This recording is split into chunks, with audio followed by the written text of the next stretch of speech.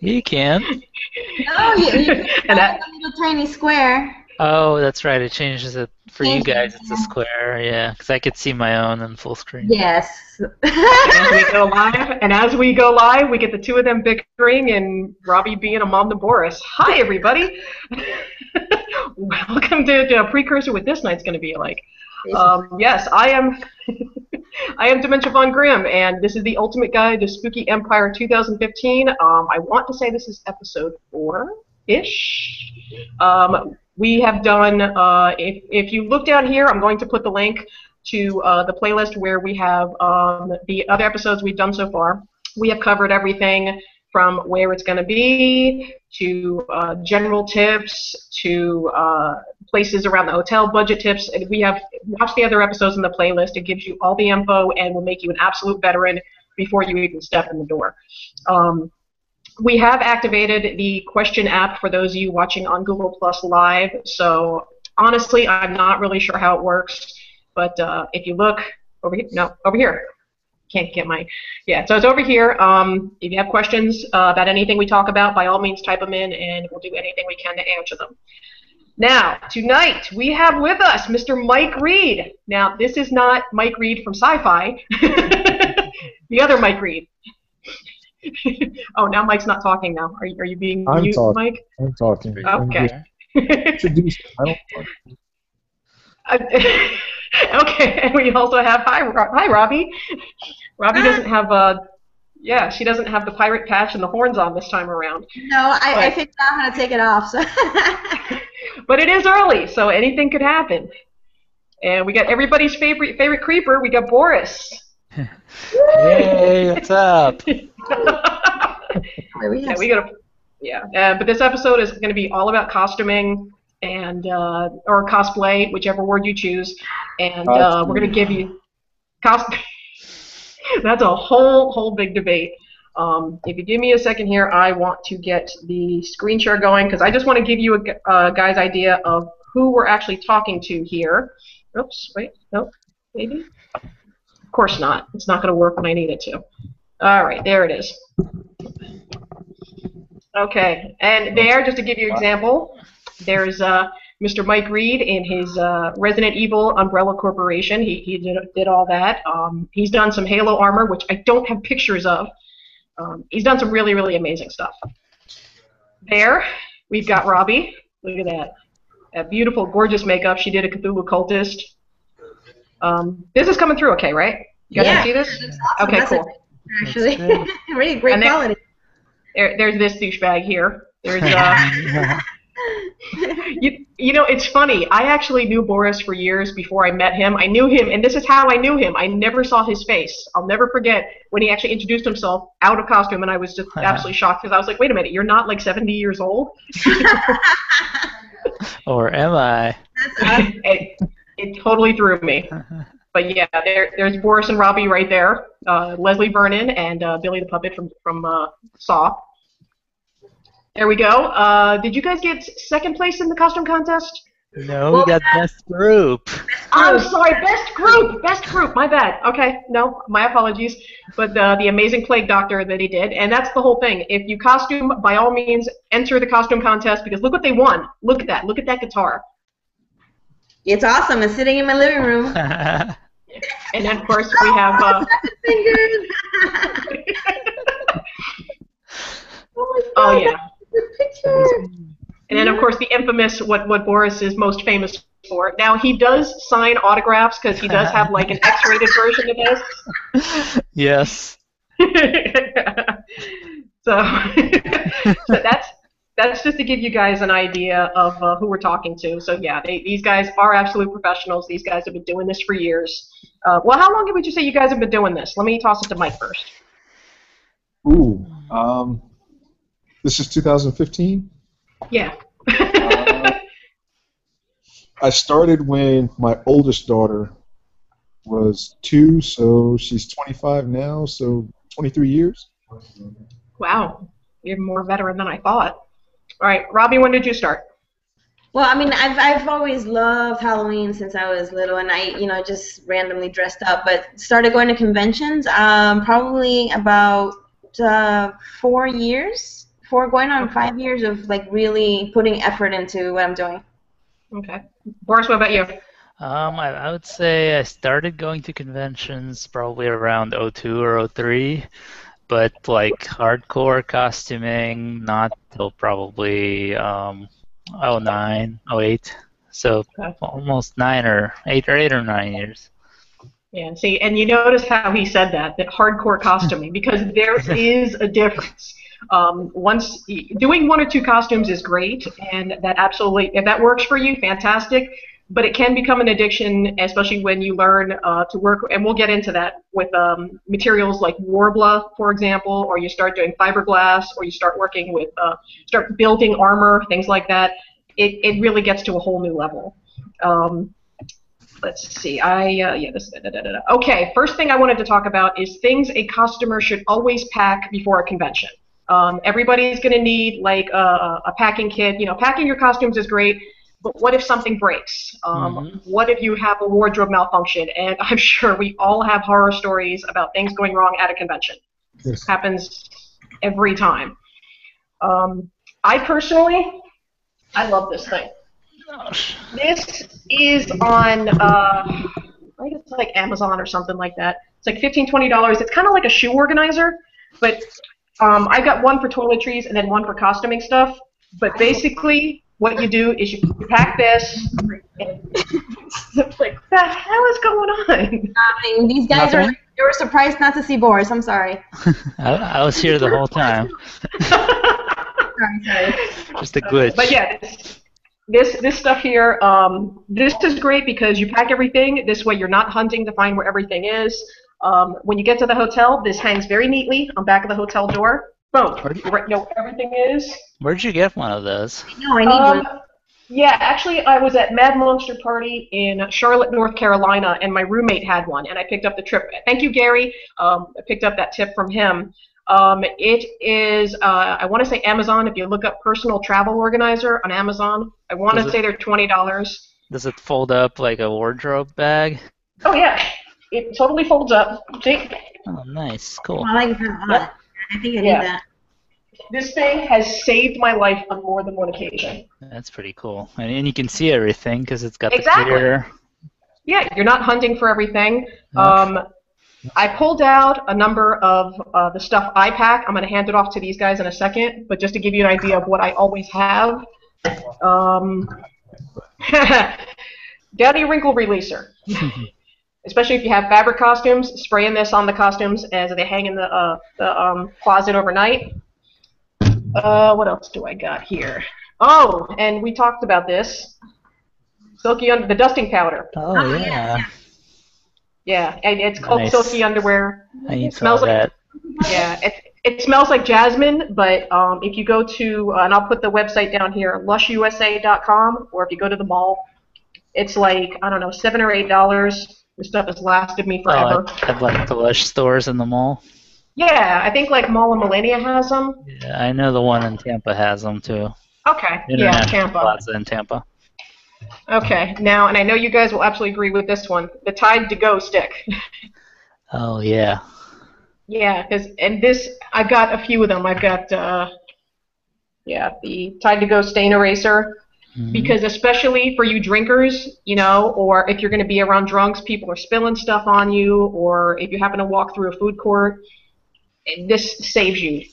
Or, especially at this convention, a lot of people, and we'll be getting into this, you zombies will be wearing blood, for example, and they'll bump into somebody. This will help get that stuff off. What do I have over here? That's what I needed when I spilled my wine on Tanner. Oh, on yeah. Tanner's complete white costume. I don't think that would have helped you. It does help, though. Yeah. I absolutely recommend one of these handheld fans. Yeah. Yeah, I need one of those. Yeah, CVS or Walgreens for like $3, $4. Oh wow, am I getting feedback? A little bit. All right, whatever. But yeah, definitely one of these. Static guard. I go with and I got two of them. I got crazy glue and I've got gorilla glue. Yep. This is an absolute staple, especially, and I know these guys will agree, when it comes to armor, pieces are going to fall off. This is what happens all the time. So always having glue. You should always have duct tape. You should have duct tape as well. I don't have any right now. Yeah. Double-sided tape, especially women. Let me tell you something. If you've got cleavage showing in your costume and you don't want a wardrobe malfunction, double-sided tape. This stuff works great for securing wigs as well. If you don't use bobby pins, you can use double-sided tape. Speaking of bobby pins, I've got those. Oh, here they are. Bobby pins. I don't have them now, but safety pins, of course. That goes without saying. Little sewing kit. You can get these for like $1 at like Target or whatever. Those help. Makeup wipe removers. So especially, whatever kind of makeup. I mean, soap and water is not going to do it. Showering is going to take you forever. It's going to dry out your skin. And you're going to have makeup everywhere for the next few days. Makeup remover. Trust me, you absolutely, or just makeup remover. It doesn't matter what kind you get. Makeup remover. You know what? The pinch is baby oil. Yeah, Yes. okay, baby oil. If you don't have it, you know, of an emergency, you need to get some of that grease paint off your face. Yeah, last time I got some of that stuff and it works great. Yeah. It really, really does. Okay, I just got a couple more things before I hand it over to you guys. Let's see, Velcro. Velcro again always helps amazingly. Burberry's. Yeah, I need some of that. We all do. I always pack, and these are like a couple of bucks at Michael's or Joann's, but a little hot glue gun, and I got glue sticks over there too. But these things, a tiny little thing, will fix anything in a jiff. Yeah, I'm hard, and that's the whole thing. All this stuff fits in this with no problem. Nice. If you are wearing wigs, do not use a regular brush. A wig comb will help your wigs last a lot longer. And for those of you that wear tights, and I do absolutely recommend women, if you are showing your legs, wear tights. Smooths everything out. But this helps with if you run your stockings at all. A little bit of this takes care of that. And a lint roller. So that's what I pack. Mike, what do you normally pack for your costuming repair kit? Sewing thing, definitely super glue, hot glue, Velcro, duct tape, pretty much everything you just mentioned, to be honest with you. So there's nothing extra. I mean, because like I said, you really pack a lot of armor and things like that, and, things that are more masculine than feminine, to be perfectly honest. So. I don't know. Some feminine things work good in the masculine stuff too, but no, it's just for the armor, it's just a lot of like you said, the hot glue, the little cheap glue gun. What is that stuff? Fabric tape that you can for like doing quick hems for a little bit. Yes, that stuff right there. Yep.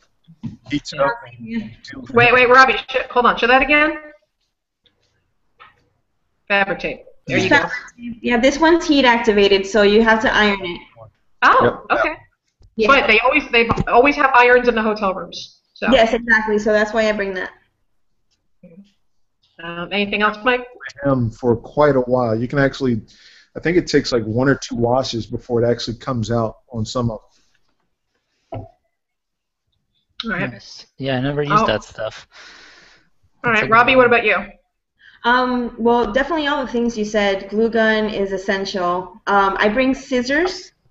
Oh yeah, I usually bring like a box cutter or some sort of like a X-Acto knife or something like that. And I bring this. It's my tool bag. And I have Velcro and glue sticks. I have a stapler, pliers. Stapler? Yeah. Really? Yeah, I'm like overly prepared. You never know. Okay. No, that's fair. Exactly. Right. And I used to, like, if I dropped a hem or something when I was younger, I would use a stapler and I staple my jeans from the inside, right? Because that makes sense. Okay.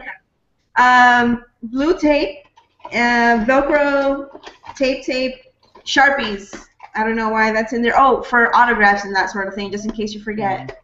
Well, Sharpies also work to fix like blemishes and stuff. Yeah, that's right. Yeah, like if you scratch something, let's say if you're wearing black armor and you scratch something, you can always Sharpie it in. That's true. Exactly. And this stuff is awesome too. You were saying about this is called. Oh yeah.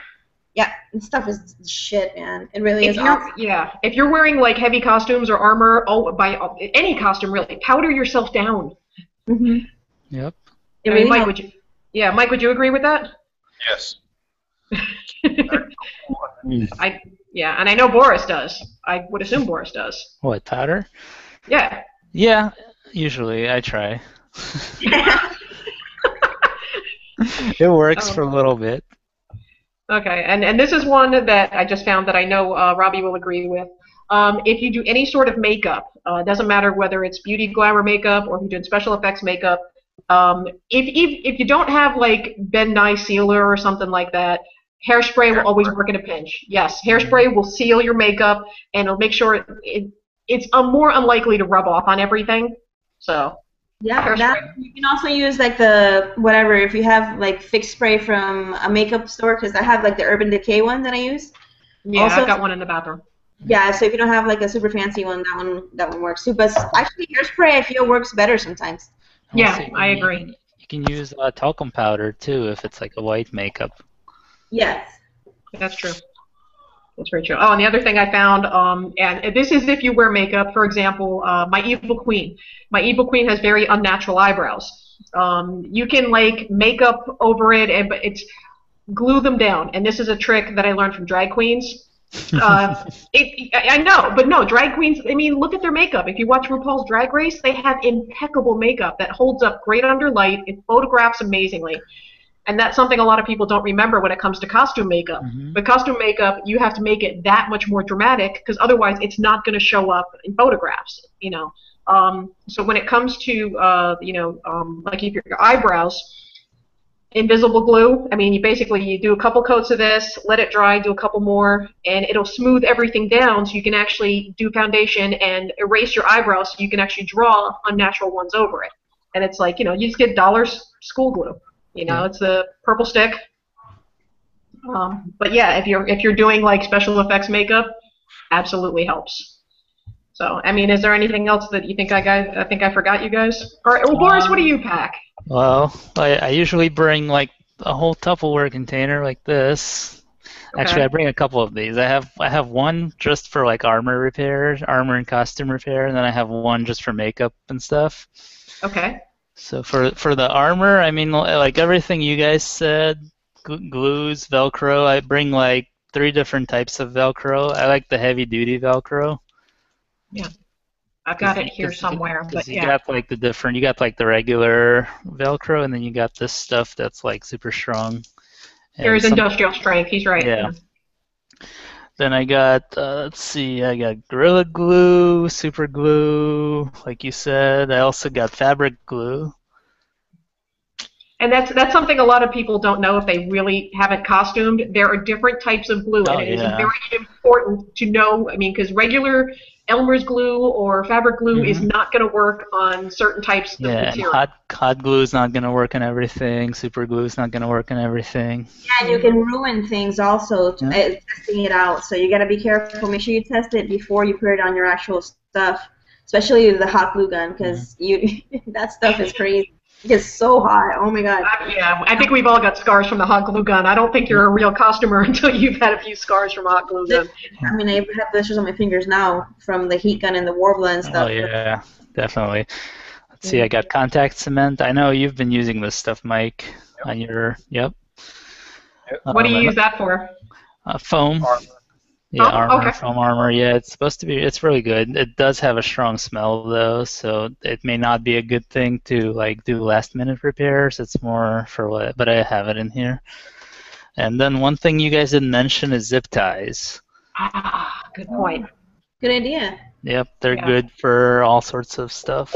Tying people up in your hotel room. Exactly, and also costumes, but sometimes fixing costumes too. But. Oh well, what I was gonna say also is not so much what to pack, but what you're packing your stuff in. also is important. Like that thing is amazing. I need to get one of those. But like Boris was saying, putting things in tubs and separating your things like by costume, maybe. Like I do that. I'll take 2 tubs and one of them is for, you know, these 3 costumes and the other one's for the other whatever I'm taking. I also like those fabric like Publix bags, you know. Well, I'm echoing now. But yeah, those are great for like separating costumes. Let's see if there's anything else. Okay. Well, one of the things with wow, what is that? Might be one of. Is it you, Robby? Who's not using a headset? Whatever. I'm totally blaming Robby. It's my fault. That's fine. Okay. But with the zip ties, I mean, and that's one of the things that they. Wow, that really bad. Okay. But weapons, peace-sized weapons. A lot of conventions have weapon policies, and it's better to zip tie it and peace tie it beforehand. So the zip ties are good for that. Is it still doing it? Try to mute yourself. Yeah, let me mute myself here. I don't think it's you because you have a headset. Say something. Hello? No. Who's muted? Oh. I'm fine. I'm not muted. Okay. Am I good? It might be Robby. What? I'm not doing anything different. Robby, mute yourself for a second. Okay. Testing. Yeah, it's Robby. It's totally Robby. What the hell is she doing? I'm not doing anything different. I'm just sitting here. You know what? Try coming out and coming back in. Okay. Or just mute when you're not talking. Okay, that'll work. All right. But yeah, with the zip ties, I mean that works for peace bonding because you never know what a convention's going to do as far as you know their weapon their policies. So it's good to be on the safe side. But you were saying you were looking at the other stuff for us. I'm sorry, I didn't mean to interrupt you. Let me see what else. Man, that's the other thing. Like that's what I like about your bag. You could see everything. This thing, you kind of have to dig through it to find stuff. And I hate digging. Yep. Yeah, but yeah, I mean, paint brushes, paints for last-minute repairs. Like when I had my armor, I brought like the 3 or 4 colors I need if I need to repair anything on it, and the brushes and. You never know when some jackass is going to come up against you and scratch something. Yeah. Happens a lot. Duct tape. I don't know if someone said that. Scissors. That's about it. Random things like pins. Oh, batteries. Pins always work. Replacement batteries. Yeah, if your costume has lights or something on it, then like that stuff's on all the time, you're gonna need battery replacements. Like mine, I usually have to switch the batteries out once or twice at a convention. Oh wow, that's actually really good. I didn't even think about that. I did make notes on things that apparently I need to pick up and I don't have in my kit right now. For those of you that wear wigs, make sure you have extra wig caps because I'm constantly losing those things. If you're wearing contact lenses, and I know Mike's a big one on this one as well, Boris, contact lens solution. Yeah, definitely. Don't ever forget contact lens solution because there is nothing like having your eyes dry out because of the contacts and you can't find the goddamn solution. Yep, and make sure you bring those containers too because I know it's obvious, but I know people that don't for some reason. I always forget. Yeah. So, I mean, Mike, have you had scleras? Not yet. Not yet? I want to, but I'm kind of holding off on those. Yeah, those. I have enough trouble with regular lenses. I don't think I can do those. I personally would suggest a refillable water bottle, and especially if you have, for example, like say Mike's umbrella costume. If you have a Resident Evil themed one, it goes with the costume. This way, it doesn't look out of place in photos, and you stay hydrated. So, things like that. With my Cthulhu Cultist, for example, I've got a Cthulhu water bottle that goes with it. And the other thing I always pack is, this is going to sound silly, but straws. For those of us that wear with makeup, Or a lot of times, for example, I mean, I know Boris is the Daedric armor. You know, that's not real easy to actually That's a drink good stuff idea. through. Yeah, I do have problems with that. Yeah, so it's a matter if you actually use straws, and I mean, like, He has a drinking problem. yeah, of course, Yeah, it's a that serious too. drinking problem. But Robby as well. I mean, the Cthulhu cultist that we just saw. I mean, she has. There she is. There she is. Sorry, Straws. guys. Straws. Should I leave the conversation and come back in? No, no. Are you on your phone? No, I'm not. I'm on my laptop. I haven't done anything You don't different. have a headset? I'm not cool like you guys. Okay, you know what? I'm gonna try this. Let me kick her out. Okay, go kick me out. Okay. All right. Well, hopefully she comes back in, and maybe just something needs to be reset there. I mean, it's her microphone's just picking up her speakers. Oh, that may be it too. That's true. Okay, but yeah, straws is something I absolutely recommend. That's a good idea. Yeah, I actually picked that up Not somewhere think about else. that. I'm usually drinking like out of water fountains or something. Straws So- absolutely help so much more. Yeah. And the one last thing I recommend is, and you can do this on your phone, reference pictures for your costume. Mhm. Because I can't tell you how, and it sounds ridiculous, but I can't tell you how many times I've done a costume and I'll get to the convention and it's like, ah, shit, I forgot to, and there's an important piece of the costume missing. Never fails. Oh, So- you mean to remember to bring everything for it? Like- Well, to remember to bring everything, and it's also good as well when you're getting dressed in your hotel room, Mhm. and this way you can look at the picture and do a checklist, and it's like, oh, okay, and so you're Yep. looking in the mirror. It's a was good way one to thing. remember. I wrote that down too, like to create a checklist of some kind. I like to use Google Tasks. Oh, that's a good There's one. apps for your phone you can get that go off of that. Like if you know when you're in Gmail, you can view tasks, and then you get like this list, and it even has boxes that you can use to check off stuff. Oh, that's a good idea. So I use that a lot because there's apps you can get that lets you do it on your phone. Oh, wow, that's actually a really good idea. So I usually create a list like maybe a week before the con, and then on the day of packing, I go through it and a few times. Yeah, but that also works really well. When you actually have the costume on in your hotel room, because I can't tell you how many Exactly. times. Yeah, because you're too busy thinking about getting ready. You're not really paying attention to. It's like, okay, maybe I forgot the earrings. There's a certain emblem I forgot, or a glove you forget, whatever. Yeah, I usually lay everything out on the bed in like the order I'm gonna put it on, and I always lose a part somehow, even though I know it's somewhere in the room, but like it gets covered under something else, and then I spend like an hour looking for it. Mike, does that happen to you? Mm-hmm. Oh yeah, I actually, believe it or not, boots. Forgot Really? Yeah. Had to run out and go buy a pair of boots. Oh God, it's like we could share That's so many crazy. costume horror stories. My God. Oh yeah. The last thing, as far as what to pack, that I have a note for is, and we'll have fun talking about this one. Undergarments. Oh, Here's you know the what? thing. Robbie just messaged me. She says, I think you blocked her by accident. Let me try this again. All right, because I thought I sent her an invitation again. She says that that she's not allowed. Really? Okay. Okay, and for the viewers that are watching, if you're watching live, you can ask questions about anything, should you so choose. I don't Can you think I see have if there's anyone- any viewers? Does it tell you? I've got one viewer, and which Uh-oh. might be Robby. So. Okay, well, I've invited her, and it didn't say anything about. Maybe I can invite her too. You know what? Yeah, try that. Oh wait. She sent me a screenshot. It says you're not allowed to join the video call. Did you block her? Not at all. I ejected her, but that doesn't mean that she can't come back in. You know what? Hang on a second. Let me hand the controls over to you and see if you can do it that way. Okay. And see if that does it. Okay. All right. So how Well, do while you he's invite trying to. people? If you look at the top, there is the little black thing right up here, where it has. It should be like a little black bar that has the icons right up here. Should.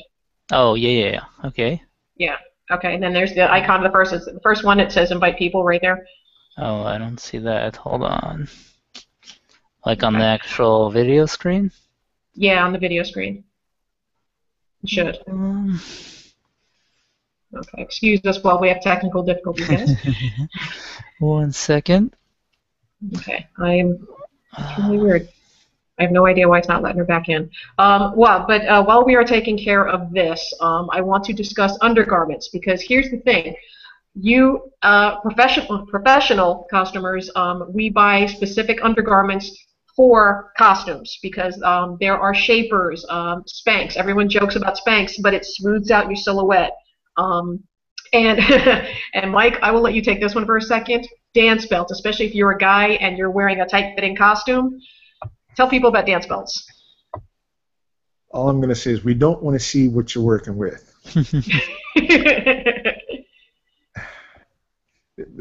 I'm just going to leave it at that, because there's plenty of costumes where I'll use Tron Guy. Everybody knows who Tron Guy is. If you've been in this at any sort of length of time, everyone knows who Tron Guy is, and you look at Tron Guy, you see what not to wear as far as undergarments go. Jock straps work really well. They have one just for dancers. I forget what it's called, but there's one that dancers use. It's like a dancer belt, basically, is what it's called. Yeah, something like that. So it keeps, yeah, if you look up dancer belt, it keeps it looking nice without looking ballsy. Yeah. Even a jock strap. I've seen guys use jock straps as well. Basically, regular underwear does not work. Trust me, because then we can see your religion. And this is a family-friendly convention, and it ain't pretty. Yeah. I've tried to invite her again. I don't see anything. She's in here. the hangout, but she's not in the video call. You know, I think what it is when you moved her out, it automatically. Yeah. Oh, I don't know if there's a block. Can you see a block list? I'm looking. Let's see. Let me look at the control room. No. Okay. Well, while I'm doing this, you know what, Mike? Give us some. I'm going to go back to undergarments in a minute. Mike, talk about like the best places to get like supplies and resources. You know, Warbler, foam. You know, whatever. Wow. Well, for example, like what are your favorite mediums to work with, and what are the best budget things to work with, and where are the best places for people to get them? See, I can do that. You ask questions, I can give answers. Yeah, no, I'm a question answer guy. No, best thing I've done is like with foam, because that's a big medium now. Everybody's doing foam armor, foam, and Warble also. But for the foam armor, I found that there's a place called foambymail.com.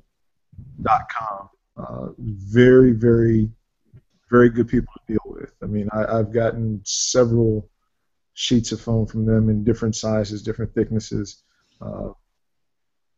You can also get, you know, if you're on a, it's not expensive. It's like, depending on the thickness and the size sheet, you get anywhere between $11 and $30 a sheet, 4x8 sheet. You know, basically the size of a large piece of plywood. But if you're on a true budget and you're money savvy, you'll go to places like Harbor Freight. Pick you up, you know, a couple of packages of foam from there. Especially if you get them on sale, it's like $6 for. Yeah, Harbor Freight's great, even for tools too. Like if you need X-Acto knives or Dremels. Boxes of chip brushes, you can get a box. It was like 36 chip brushes for less than $10. Yeah, I ordered chip brushes from them once before they actually had stores around. Now you can just go to the store because I guess they opened up a bunch of stores locally here. Oh, yeah, it's I see foam by mail definitely for my foam. Harbor Freight, my brush for the tools. I've got an air compressor from them that works great. I've got a heat gun. Heat gun is an essential. Oh yeah. When working, not just in foam but in costuming. Period. Heat gun. Of course, the different glues.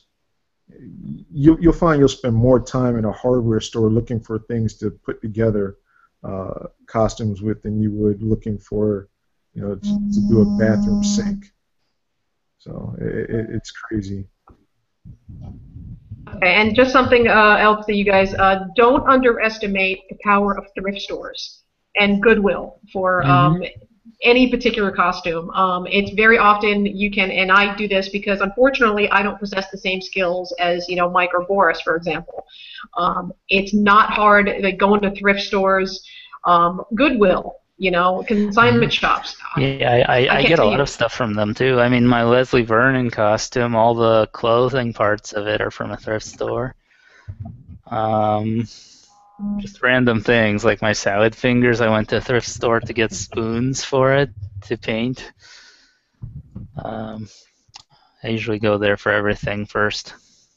Yeah, and that's a really Zombie good, costumes, exactly, especially if you're doing zombie costumes, stuff like that. And of course there's always Joann's and Michael's. There's the staples like that. But like I said, don't overlook things like thrift shops. I can't tell you how many things I found in thrift shops. And you may not find the perfect costume, but you can find something that you can work with. If you need like a white lab coat that needs to be red, you know what? You can bring it. You could dye it. It's not hard. eBay. Don't underestimate the power of eBay as well. I can't tell you. 90% of my stuff has come from eBay. Man, I just don't. This time of year, once you get closer to Halloween, you're gonna find a bunch of the Halloween places pop up online. The different costume places. Save those in your bookmarks, because Halloween time they're probably that's when everybody's ordering from them and they're doing their most business. But if you go to that same website, say in February and March, you'll find a ton of stuff that you could not get your hands on around Halloween. Yeah, definitely get in the October off season. Absolutely. If you're like when you said zombies, if you're looking for like the fake blood, Halloween time you're gonna pay ridiculous amounts of money for them. Off season, you can buy a gallon of it for about the same price. Okay. And when it comes to fake blood, one of the things that don't rely on Party City and Spirit for costume pieces, because anything you get from Spirit is going to be very cheap quality and it will last you a couple of hours tops at a convention. However, things like fake blood, you can make your own fake blood, which, there's 20 million ways to do that, and you can Google, you could do YouTube, there's 50 million ways to make fake blood, and it all depends. But you can get one, like $6 just for a quick jug, whatever. I was gonna say for fake blood, if you want, those cheap like $1 or $2 jugs, that stuff does not come out of your clothes. Like if you spill that, I recommend the Ben Nye brand fake blood. That stuff, first of all, it washes off. It's like water-based, and it comes off of anything really easily. And second of all, it's edible. It's edible, and it tastes like mint. Like it tastes good. So like, does it really? It's not horrible. Yeah, it's not horrible. If you put it in your mouth, you can swallow it. Like it doesn't taste terrible. And there's people that put that like cheap dollar stuff in their mouth. That stuff's like so toxic. No, it's so toxic. I can't imagine. Okay, no, I stand corrected. Well, the other thing also Ben Nye, like the texture, it's got like the real blood texture and the way that's it's very true. Like, when you notice like when people spray the fake stuff on white, it kind of just seeps in, and then you get that weird pink. That's true. Yeah, like the Ben Nye stuff doesn't do that. Okay. I'm going to get to Robby in just a second. We're trying to figure out how to get her back in, which apparently I screwed up somehow. I take full responsibility here. But stay away from Spirit, basically. Party City, that's good for your office costume party, but if you really want to shine at a convention, stay away from Party City. The other place I do recommend, if you are local to Orlando, I highly recommend if you want special effects stuff, I will put the link down here, Embellish FX. You can look them up on Facebook. You can Google them, EMBELLISH FX. It's in Orlando, an amazing shop. Robby has gone. She introduced me to it, and it's. Where do you recommend in Tampa for us? I don't even actually in Tampa. I usually end up getting everything online. I don't think they really have anything other than like Michael's and Joann's. I know there used to be a costume shop that I heard recently closed down in Tampa, Yeah, but I heard about that place. I don't know anything about it. yeah, I forgot what it's called. But yeah, I don't think there's anything like Embellish. Oh, No, okay. there's one that I used to use, FX Warehouse. I don't know if they're still. I haven't used them in a while, but um, good place to go for, believe it or not, a lot of good stuff is Reynolds Materials. They're actually like for the dragon skin. Dragon skin is real good for creating like mummies and uh, it's actually a fake skin. So definitely want to look up Reynolds Materials. They actually have a lot of good stuff uh, that you can get from them as far as doing actual makeup and blood and they've got a small section that I don't say a small section, but they've got a good section of stuff. And so and they also, for those that live close to the Orlando area, they also do classes every so often to actually show you how to do some of this stuff. And Embellish FX does that as well, actually, and that's what actually Robby turned me on to that. They give classes with Warbler because that's one of the places you can actually get Warbler as well. Yep. For those of you that actually want to be interested in Warbler. So if you want to get it locally as opposed to ordering it online. Yeah, I've only ordered it online before, but yeah, if it's a good deal locally, I'd totally do that. Yeah. Okay, I'm trying to figure this out here. Okay, so you guys have only gotten your Warbler online? I have. I know Robbie's gotten it at Embellish, but Yeah. but I also have it. I mean, I haven't used it as much as I want to. I'm looking for something to use it on. I've only used it on a couple of things so far. Now, one of the things I remember that Mike was talking about, Mike and I did a panel. We've done panels a few times together, actually, and I absolutely consider him the expert when it comes to budget costuming, especially if you're going to be building armor. One of the things that he recommended that always stuck in my mind was using car floor mats. Yep. Yeah, so Mike, talk about that for a second while I, because that's one of the best budget ideas I think you can possibly use, as opposed to foam, because Warbler can be a little, cost prohibitive for some people. Yeah, there's different types of. I mean, years ago, back. Oh God, I'm gonna date myself back. Star Trek, or not even that.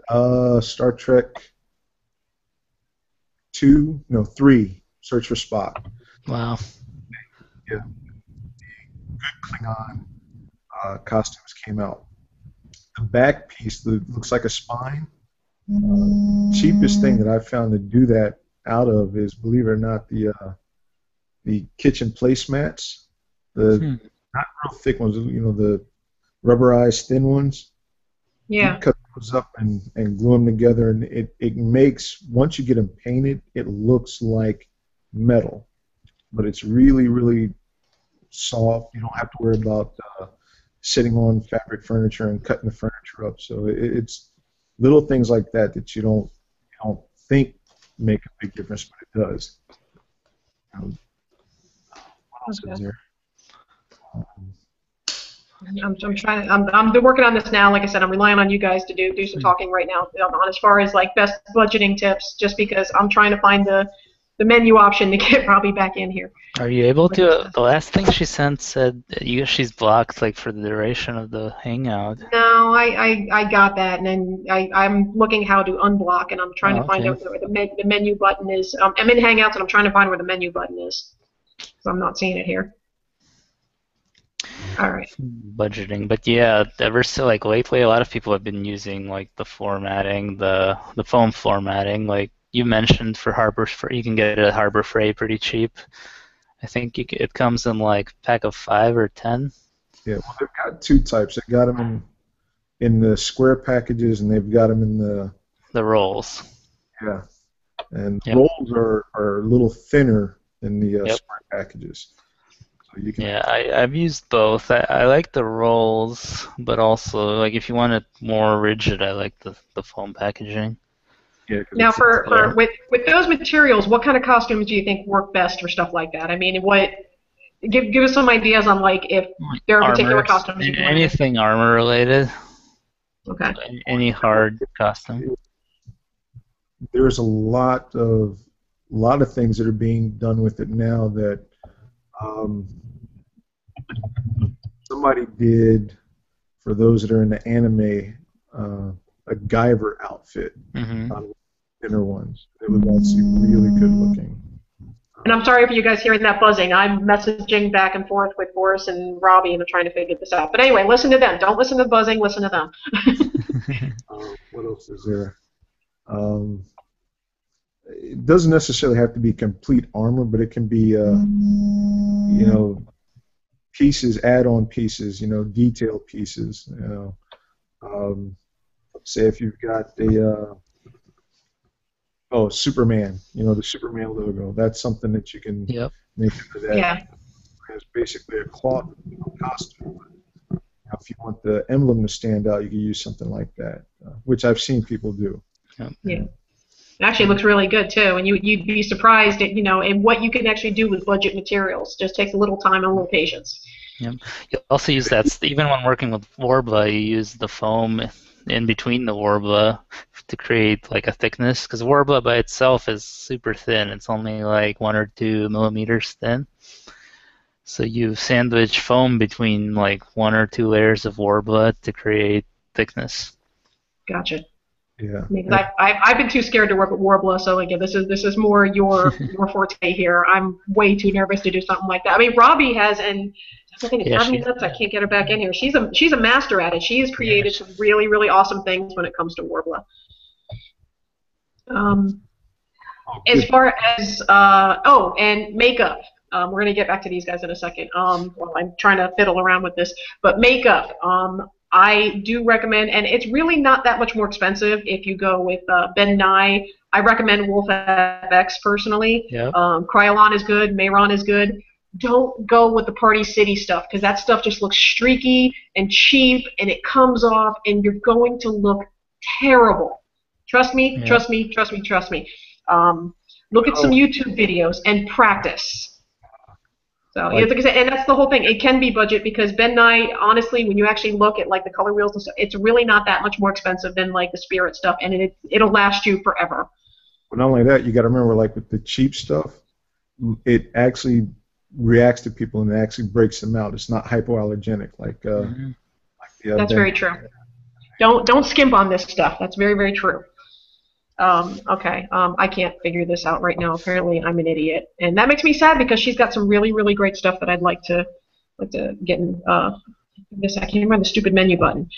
Anyway, I want to go back to undergarments for a second, because the stuff that you wear every day, and the stuff you wear to work, and the stuff you wear at the parties, especially when it comes to costumes, and if you're looking for aesthetic visuals. You know, having shapers, and I have particular tights, and especially when it comes to you know, women that like to wear, you know, little more revealing costumes. You know what? I think I just found the menu button. Do you have the Google Hangout like as a pop out? Well, yeah. Oh, am I supposed to be doing it in the video call? Am I supposed to be doing it here? No, in the actual, like in Google Hangouts, like the same one you use for messaging people. I'm on the web page. You don't use the Google Hangout app? No. The one that has like your list of conversation. Does the one you use have a thing at the top that says? It has a little search. Do you have the one that says search for people at the top? It has a little magnifying glass. No, because there's a blocked people option in there. I totally didn't do that. Okay. I'm trying to figure it out. No. But undergarments. I'm sorry. I'm trying to do two things at once here. But especially, you know, ladies, it's like if you wear a costume that's a little more, you know, revealing, you know, with your legs. I don't care how in shape your legs are. Wear tights underneath. It makes everything smoother. You know, everything. And this way, even if you bend over, there's no puckering or cellulite or anything like that. If you go on eBay, and I don't know if they sell them locally, they're called the Hooters. You know, the tights that the girls wear at Hooters. They're like dance tights. They're opaque, nude dance tights. makes everything look, and like I said, even if you're just a complete gym head, doesn't matter. And I mean, Mike, you're a bit, you're a gym nut, and I'm sure you would agree, though. I mean, just keeping everything, smooth and uniform, and because we're talking about aesthetics here when it comes to costumes, right? Yeah, no, and it's, you'll see a lot of there are those that do like a lot of the Wonder Woman costumes. They'll wear them. Perfect example. I know of some that do Miss Marvel. They'll wear them. And Power Girl. Costumes where they show a lot of leg. Yeah. They do actually wear them. They're not just out flashing leg all over the place. Yeah. Yeah. That's Okay. probably the ones that I've seen with them the most. Yeah. So, I mean, I would definitely recommend getting specific undergarments and do a little research on it. I mean, don't skimp on the undergarments. And like I said, guys, don't walk around in your Fruit of the Looms underneath your costume, because we're just going to make fun of you. And we will. We will so make fun of you. We won't tell you, but you'll find it afterwards online. We're catty like that. Yep. And a horror costume. What, Mike? Those. What is it? What are some of the? Like the Disney cartoons. They wear them at the. And be costume appropriate. Good God. Oh, okay, Mike, take that one. I don't want to sound. Define costume appropriate. I don't want to sound like a costume snob, but realize where you are. Don't come up in a costume as Papa Smurf and expect to get the same treatment as at a horror convention dressed as Freddy. I get a lot of flack for that one too, because it's like, here's the thing. If you can dress however you want, by all means. But if you're going to dress however you want, if you come to He-Man, if you walk into a horror convention as He-Man, you're gonna get a reaction. You may not like it, but and here's the thing. It's not a matter of being a costume snob or being costume police. Here's the thing. Horror conventions are not all-inclusive events. They are themed events. It's not like Dragon Con or MegaCon where it's all genres. This is one very specific genre. So, and we are all there as horror fans to celebrate horror. You can come dressed up as Cinderella, but you're gonna get some looks. So, I wonder if respect this time, I wonder if Spooky, because it's on Halloween this time around, if people are gonna dress up as like anything. There's gonna be a lot of it.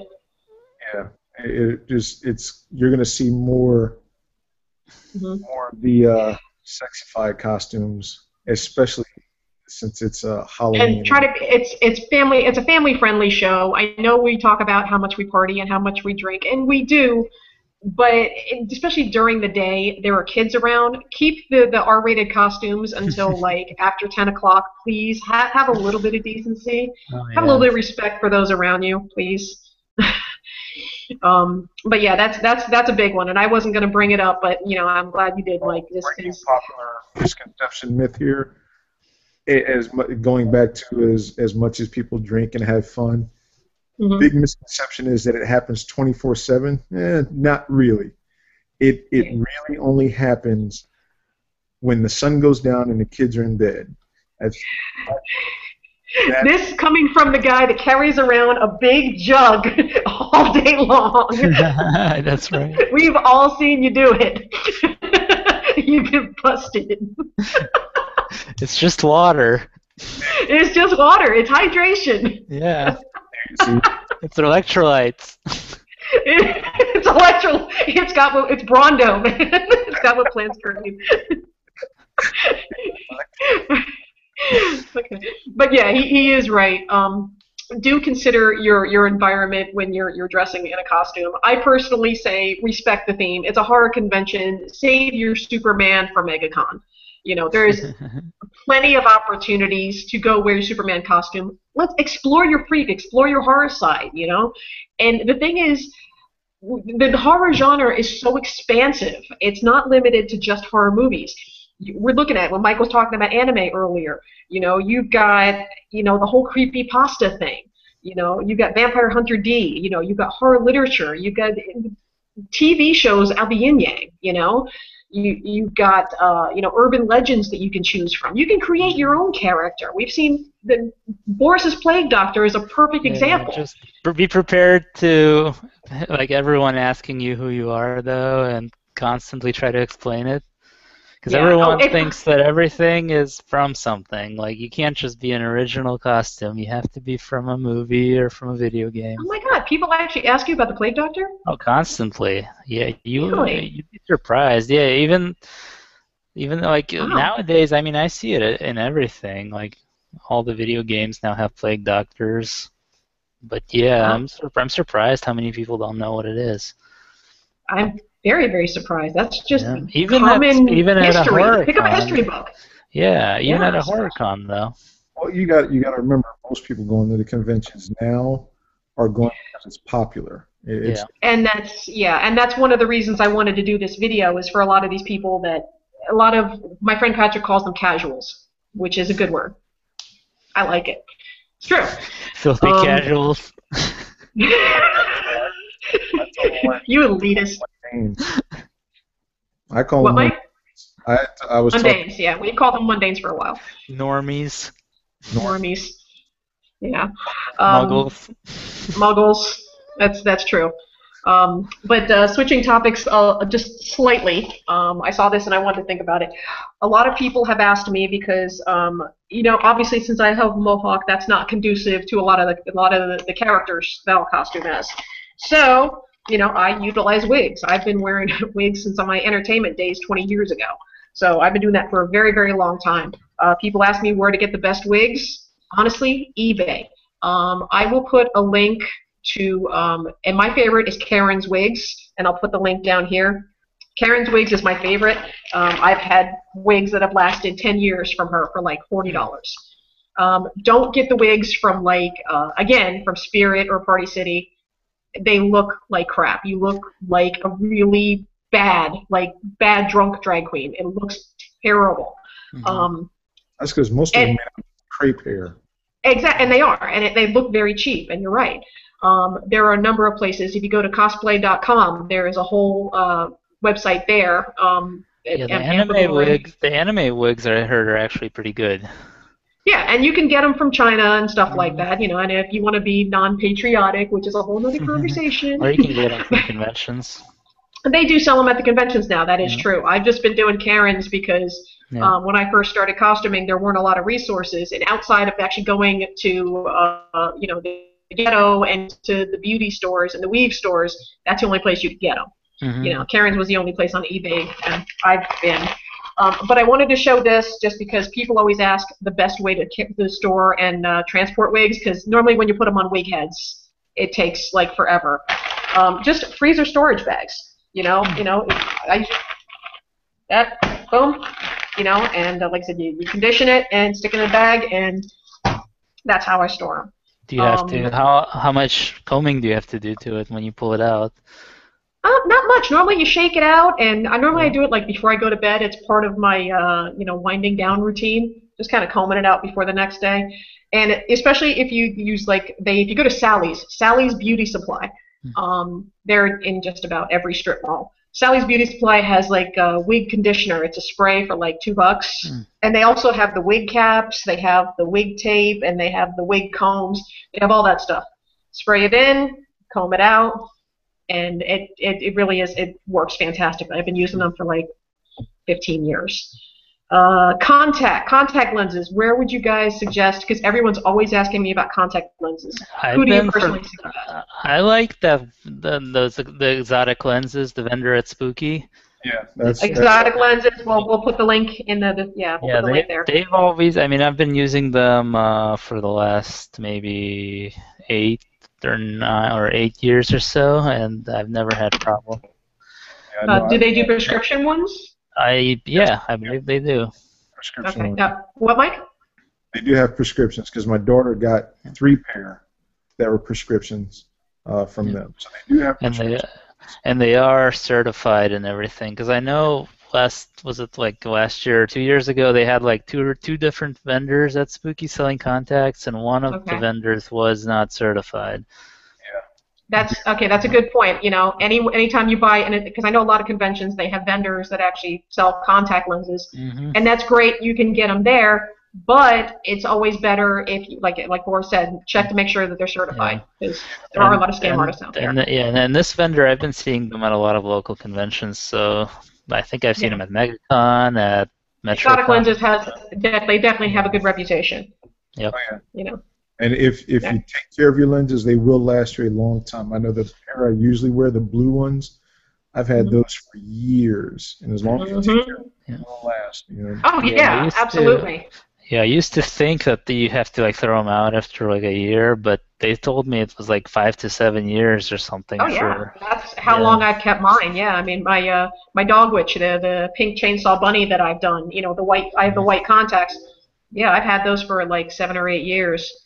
Yep. Yeah, you just gotta make sure you clean them out every few months. Store them properly. Yeah. I mean, because these are your eyes you're messing with, you know, and you don't want to skimp on your eyes, because I've seen a lot of people with infections. 2 of them. Yeah, and it'll mess with you. I've seen some people with like infections and stuff like that. One of the other things with contacts, I've only done this once, and I absolutely don't recommend. And it worked for me, but I think I got lucky. Me, obviously, I'm blind as a bat, so I have to have prescription. I've gotten the prescription colored lenses and stuff, and sometimes there are some costumes. For example, my Catwoman, I have the green cat eyes, and I can't find those in prescription. So I'll have regular prescription, and then put, layering the lenses. So I'll have like the clear prescription one, and then put the special effects ones over them. Yeah. Everybody recommends against doing that. I recommend against doing that. I am taking chances, and it's stupid of me, so don't do it. Yeah, definitely not for a long time, because you can probably get infection, get germs. It dries your eyes out real quick too. Yeah. So I definitely don't recommend doing that. Also, I've seen some people use, instead of like the solution, they've been using like eye drops. No, don't use Visine. Yeah, they're using Visine instead of like. No, Visine is bad. Don't use Visine. Oh my God. Oh, that's horrible. That makes my eyes hurt just thinking about it. Okay. So we told you where to get wigs, where to get contacts, Warbler, foam board, makeup. Okay. I wanted to talk about, and I don't know if you guys look, I'm always looking on YouTube for like the best makeup artists to because especially there are makeup artists at Spooky, and they are absolutely amazing. I mean, Eric and Derek Garcia. I mean, you've got Nick Herrera. You've got Nick Wolf. Morph Store. They're all amazing, and they are stunning, absolute professionals at what they do. They have sci-fi face-off artists all the time, and I've been very, very fortunate to have makeup done by them, and I'm sure these guys have as well. But if you want to do your makeup yourself, like I said, number one, I absolutely recommend drag queens, because they show you how best. Doing your makeup for going out to a party is not the same as doing it for costuming. It really isn't.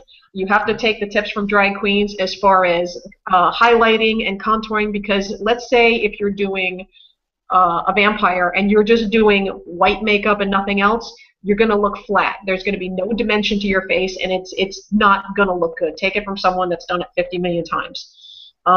There are 3 artists that I recommend, and I will put the links down here. There is Petralude. His name is Josh. He's a drag queen up north, and absolutely stunning. The other one, Goldie Starling, GOLDIESTARLING. Again, I'll put the link down here. Goldie Starling. And I'm not even just talking drag queen makeup. When I say that, I don't necessarily mean just drag queen makeup. I mean, they do stuff from Corpse Bride to like Lizard Men. They do stuff from Jeff the Killer to just like the Zipper Face, for example, that's popular. Yep. They do a lot of special effects makeup. The top one I recommend, a guy named Pink Stylist. This is a guy that is done, and I saw this the other night. He actually did the Babadook makeup. Oh yeah. Oh yeah, it was so Nice. wild. He's done the Babadook. He did what was the other one he did the other night? It just looked creepy as hell. But if you want to talk creepy special effects makeup, using Ben 9 stuff like that, and he tutorials, he walks you how to do it. Um, and I also recommend the trial runs. Do it a few times because I'm going to be doing Baron Samedi makeup, for example. I Hmm. I want to make sure I have it Yeah. done and photograph it. And I know Yeah, this is a lot to remember, but that's a mistake I make all the time. I don't practice it beforehand. I just kind of wing it and do it last yeah, I do minute. And too. I mean, And then you see the pictures afterwards, and you're yeah. just like, no, I've kind of lucked out. I usually go for like the messy, creepy look, yeah. anyways. But yeah, I could be a lot better. I gotta improve my makeup game. I am definitely a perfectionist when it comes Yeah. to things like that. So practice. And here's the thing: when you practice, often what you see in the mirror is not what the camera lens is going to see. So those of you that want pictures Yeah. of yourself, looking in the mirror, that's great. But take your camera phone and take it with the flash on, take it with the flash off, because you'll see something totally different than you do in the mirror. Hmm. And I'm sure you guys have seen that too. I mean, Mike, I know you have. Yep. He's Yep. nodding. Yeah, there's Okay. definitely things you can do that will make pictures look a lot like the thing you do with the reflective tape for. Yes. Oh, there's a good one. Forrest, talk about Yeah. reflective tape. That's actually a really good You one. should talk about it because you actually use it. I haven't actually used it, I haven't used it as much as I would but like to. yeah. Oh, I Um, guess I can talk about it. yeah. You Oh, can I've used it use too, but reflective. still. Yeah, the reflective. You can use reflective tape on things that when the picture's taken with a flash, it looks like it's glowing. So I've seen Yes. people do it on like, let's see. I mean, anything like on staffs where you want like the top of it to Yeah. glow, or Actually, talking about it a second, I oh, know I'm going to show something. Go ahead. I know one guy that does the Sub-Zero from Mortal Kombat costumes. He uses the reflective tape on like this ball, so it looks like he's creating like an ice ball in the pictures. It looks really good. Um, yeah, reflective tape's pretty cool. But yeah, if you're not using a flash, it just looks like tape. But yeah, you just gotta make sure that they use a flash, and it looks really cool. No, I saw someone use it on what's he doing? He was doing a Shazam, and he Mm. had light on his chest, and he did it with Okay. a big thing of reflective tape. So when you took a picture of it, Yeah, you the got lightning this. was like, Yeah. That's Just cool. just to Yeah. give you guys an example, this is my orange lantern. I have to upgrade it. I Yep. know it's looking like crap right now, but right there, that's reflective tape. And so every time anyone takes a picture, it looks like there's light coming out of the and reflective tape. You can get that at Home Depot, you Hmm. know. And I think it So comes in yeah, different colors, right? it does. It does come in different Yeah. colors. This was See. just a basic, and I have a lot to do with it. But yeah, it definitely absolutely works. And I should have grabbed my phone to take a picture and show you guys, but Hmm. it absolutely does work. But reflective tape, that's actually that's a really good trick if you're not really, for me, I don't know anything about LEDs. I don't know anything about wiring. That's more their thing. But reflective tape is a very cheap and budget way to get things to light up and to look really, really cool. I've seen people use it for Tron costumes, for Yeah. example. Tron costumes are a really good one. And it sticks really great to like PVC, for example. What else did I have here? I'm totally thrown off since like Robby's not here. I know. Um, I know, and that's totally my fault. Oh, blood. Okay, this is a good one. There are 50 million ways to make blood, but one of the things that, especially for Spooky Empire, I want people to keep in mind that when you have blood, make sure it is dried before you go out on the convention floor. Because how many times have you bumped into someone and they have blood and gook on them and you get it on you? You don't want to get it on other people's costumes. Yeah. Mm, yeah. Yeah. I'm usually the one all bloody, so. Yeah, but your blood is usually dried though, and Uh, that's no. not when I used to do the zombie costume. I mean that's when I used to do I used to be pretty bloody, but Yeah, but usually you by learn. the time. Yeah, but that was usually for the outdoor zombie walk. It wasn't when you get to the con. It would usually Yeah, dry up by then. that's And a good point. usually with zombies, I mean, people know that if you're gonna get close to a zombie, you're gonna get bloody anyways. So That is very don't true. get your That's very clothes true. dirty if you don't. No, and that's true. And the reason I mentioned the convention floor, because as you guys know, this is at the Hyatt Regency this year, and the Hyatt Regency is a very upscale place. And I don't think they want blood all over their nice furniture. And Mike and I both have been to this hotel, and there is seating areas everywhere, which is going to make great because it's you're going to get your cardio in. But don't be wearing don't be going in as Carrie and sitting down on the furniture and getting blood everywhere because they are going to hate you. That's a bad, bad idea. If you're going to get all bloody, outside is one thing, but if you're going to do it inside, make sure it's dried and doesn't rub off on Some things. of that furniture is leather. Oh yeah. Mm-hmm. Yeah, and try and getting that stuff off of leather, not a good thing. Yeah, please, please, please, please, please be a little considerate when be a little conscious of like when you're actually doing blood. And the same thing goes with your makeup. Make sure your makeup doesn't transfer before you actually sit down. That's something, especially in this hotel, I think is very important. Let's see, blood. Oh, and speaking of which, that leads us into keeping your surroundings in mind. Now, for example, Boris does his plague doctor, or even his Daedric armor. He has to keep in mind what's around him, because, like, let's say if you have a costume with big wings, don't walk into a convention center or don't walk into the vendor room where the aisles are like this if you got big wings. These are things you need to keep in mind when you've got a big hulking costume. And a lot of people don't think about that, and that's something just to keep in mind. It's like, okay, if you've got a big, huge costume, it's better to stay out in the hallways and not in the crowded areas. I mean, what do you guys think about that? Mike? Or actually, Boris, I'll give it to you. I mean, yeah, I'll admit that I've made the mistake. I've gone through, We've but all done it. yeah. That's how we've learned, though. But That's how we've learned. I usually know like what my dimensions are. So if I'm walking through, I usually go sideways, or I make sure I'm not bumping into. Otherwise, anyone. you're poking in. I mean, especially with the Daedric armor, you've got some pointy. Oh yeah, it comes out. Yeah, I've hit people before. I've had them run into me, but usually it's when I'm not moving though. Usually I'm standing and they're not watching where they're going, and they just kind of run in. And that's their own fault. But yeah. But yeah, I usually try to. This convention is not as big as, say, MegaCon, and the aisles are not going to be as big. Yeah, So, the ballrooms are big, but we don't know how big the aisles are going to be. So err on the side of caution.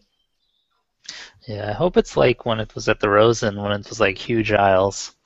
It would That be was nice, but yeah. It's a pretty big area. I'm hoping that we got the area that I saw, because that area is huge. Mm-hmm. It's actually the convention portion is actually the one closest to the north and south hall of the Orange County Convention Center. Okay. Yeah. I thought it was the west course, but I always get confused when I'm over there. I'm sorry, west. Yeah, it's a little building where they had MegaCon the one year and everybody freaked the hell out. Okay. It's closest to that, but even then, that area is still huge, and those ballrooms are still huge. Yeah, they really. And speaking of which, that's something else that's really good to bring up.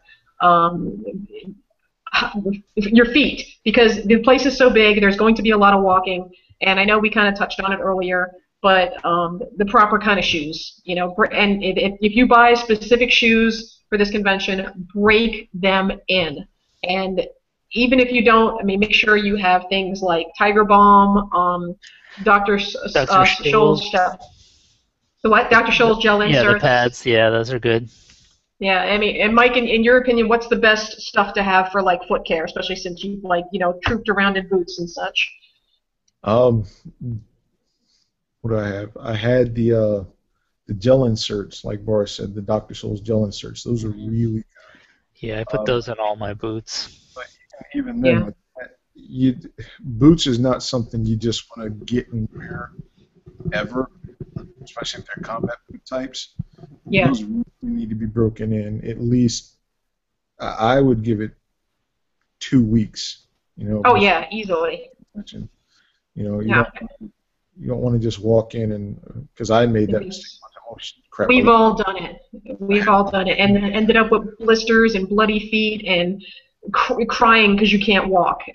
It's happened. And moleskin, definitely make sure. And I should have it in my stuff over here, but moleskin, because that's where your feet rub against your boots, and I'm sure you guys have had that as well. Oh, like on the back? Yeah, especially on the back or the toes, moleskin to cover that area that's going to get rubbed against. Make sure you have that. Where do you buy it? Do you like at a shoe store? store? Like Walgreens. Yeah, or you can just Walgreens. They have it at Walgreens. Same place they have like Dr. Scholl's and stuff. They have like they come in little squares. Do I have it back here? Are they like self-adhesive? Yeah, they're self-adhesive. I guess I have 2 of these, so I have it in the other one. Nice. Speaking of Walgreens, yes. Know where those stores are when you get to the convention. Oh yeah, and it's actually surprisingly close. I did take a video, and there's a walkthrough. When you go out of the convention center entrance, you go left towards like McDonald's and Denny's and stuff like that. It's all left, maybe like 2 blocks down. Yeah, it's so, I've mapped that out. Yeah, so you don't have to use like the store in the hotel. Don't use the store in the hotel. Not only that, I mean, for those of you who need like certain, well, I don't think they have a pharmacy in that one, but I don't know if they do. I know they have the eye care stuff, like the lens solution. Oh yeah, if you get lens solution, yeah, no, there is a Walgreens. I don't know if that Walgreens jacks up the prices at all because it is smack dab tourist area. Right. So, but it is good to know. I've bought stuff at that place before because there was one time I forgot deodorant. So yeah, I went over to Walgreens and got that. Not that one. Deodorant. Yeah, yeah, and again, hygiene when it comes to, like I said, not even just the powder. The powder that works, but you're going to be sweating extra in costume. So yeah, make sure and do smell checks on yourself during the day. I know you all sweat, and that's try to minimize it as much as possible. And I know sometimes it's unavoidable, but not as bad in October, but still. Yeah. What, Mike? Don't put anything on that's overpowering. Oh my God! No Axe body spray. No Axe body spray. Please, please don't do it. I don't care if you douse yourself in Febreze. Don't use Axe body spray. Oh my God, the cheap Dracar Noir, not gonna work. Yeah. And definitely. Yeah, there was. Yeah. Actually, you know what? I'm going to put the link down because there was a whole episode that we did, and we talked a lot about hygiene and the best way to not smell at a convention. I will put the link down here for that. Don't smell, please, because you will get made fun of. And that brings us to hydration. Now, Mike, I know this one is a huge one for you.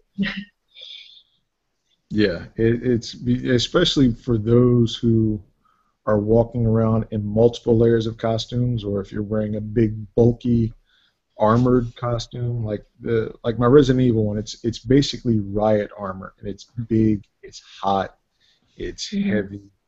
So definitely, I know you're making fun of my big cup.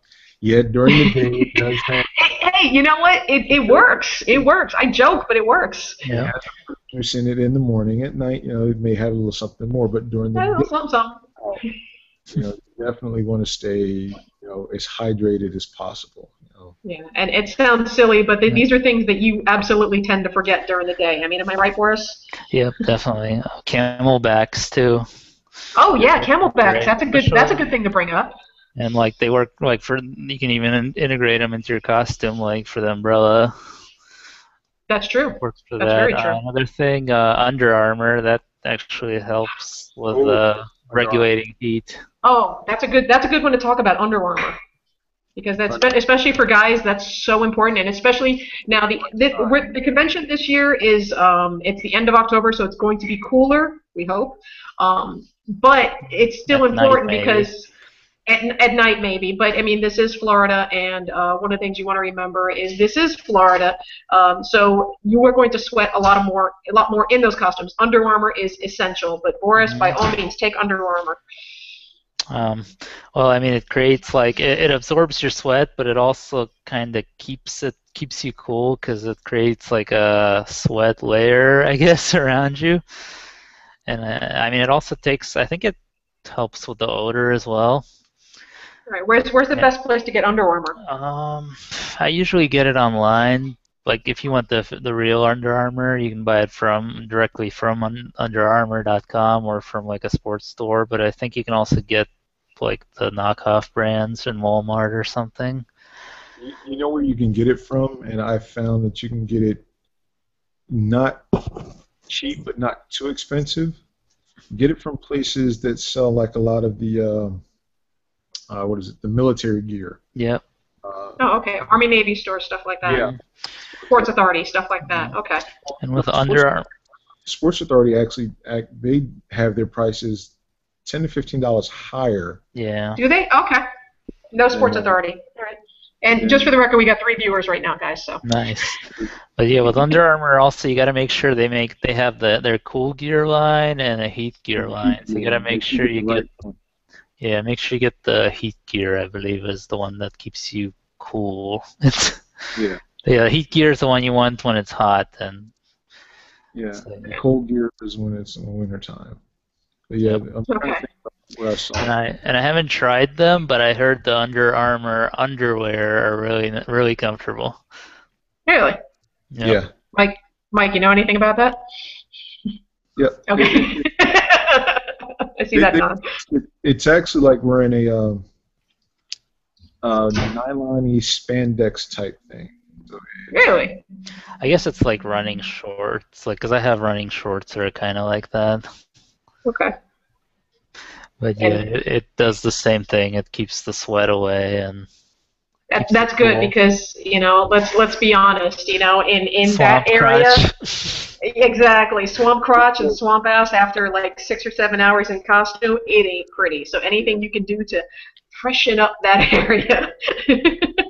And again, those of you that are watching live on Google Plus, we do have over here. There's somewhere where you can ask questions. So if you want to submit questions, I don't know if there's something on your screen, but submit questions by all means. Anything you want us to touch on or ask us to explain more, whatever. But yeah, swamp ass. That's important, man. The worst type of ass. And it's funny because that's what my teenage daughter walked in on. Right, Jay? Oh jeez. She ran upstairs. She's just like, nope, nope, nope. She's like, I'm out. This is important stuff, though. We all joke and we all laugh, but I mean, we've been doing this for a very long time. We've worn multiple types of costumes in multiple types of environments. And these may seem like simple things, but these are things you don't remember, you don't think of. You think you just put on a costume and go, and it really is much more involved in that. Mm-hmm. You have to. For, What? Go ahead, Mike. taking care of your feet. Yes. I just discovered this. This was just turned on to me. Blue Magic. It's little. It's I don't want to call it a foot cream, but it's a medicated foot rub. It's called Blue Magic. What's it called? Blue Magic. Blue Magic? Okay, Yeah. I will put the link to Blue Magic down here. It will actually keep your feet nice and soft. It does smell, They medicinal. all smell. But Tiger Balm smells medicinal, but I swear by it. It works fantastic. It really does. I mean, I wear boots all day because of my job. So, and for me, wearing boots all day, every day, I find that my feet aren't as harsh. They're not as sweaty. They're not as, and that's something you got when you take your boots off. You don't want to go into your room. Boots off the next day. Between the swamp crotch and then the boots coming off. It's not a pretty sight. Yeah. Another thing I can recommend for feet, there's a thing called Body Glide. Yes, You heard of that? I have Body. Where's my Body Glide? I have Body Glide actually. Yeah, I use it for running, but yeah, it works great for preventing blisters and chafing and all that. And you can use it not just on your feet, like anywhere. Anywhere that's going to chafe. In Yep. between your thighs, if like right around here underneath your arms, anywhere that's going to chafe. I absolutely agree. And the funny thing is, I discovered Body Glide probably about 10 years ago on a Disney forum of all places for Have Disney they been World. around that long? Oh yeah. Wow. Oh yeah. But yeah, for Disney World, and it's just basically a few swipes, and it helps with the moisture, so you don't chafe so much, especially if you're wearing material that's rubbing against things. And I Body believe it's Glide is odorless. And it is It is odorless. odorless. At least the one I Yeah. have is odorless. Yeah, no, the one I have is odorless too. And again, this is going to be a broadcast that is chock full of links. Body Glide, you can get it on Amazon. I will put the link down here. So I've learned how to do links, so I'm like, oh, okay, so now I can actually show people what I'm Nice. talking Yeah. about.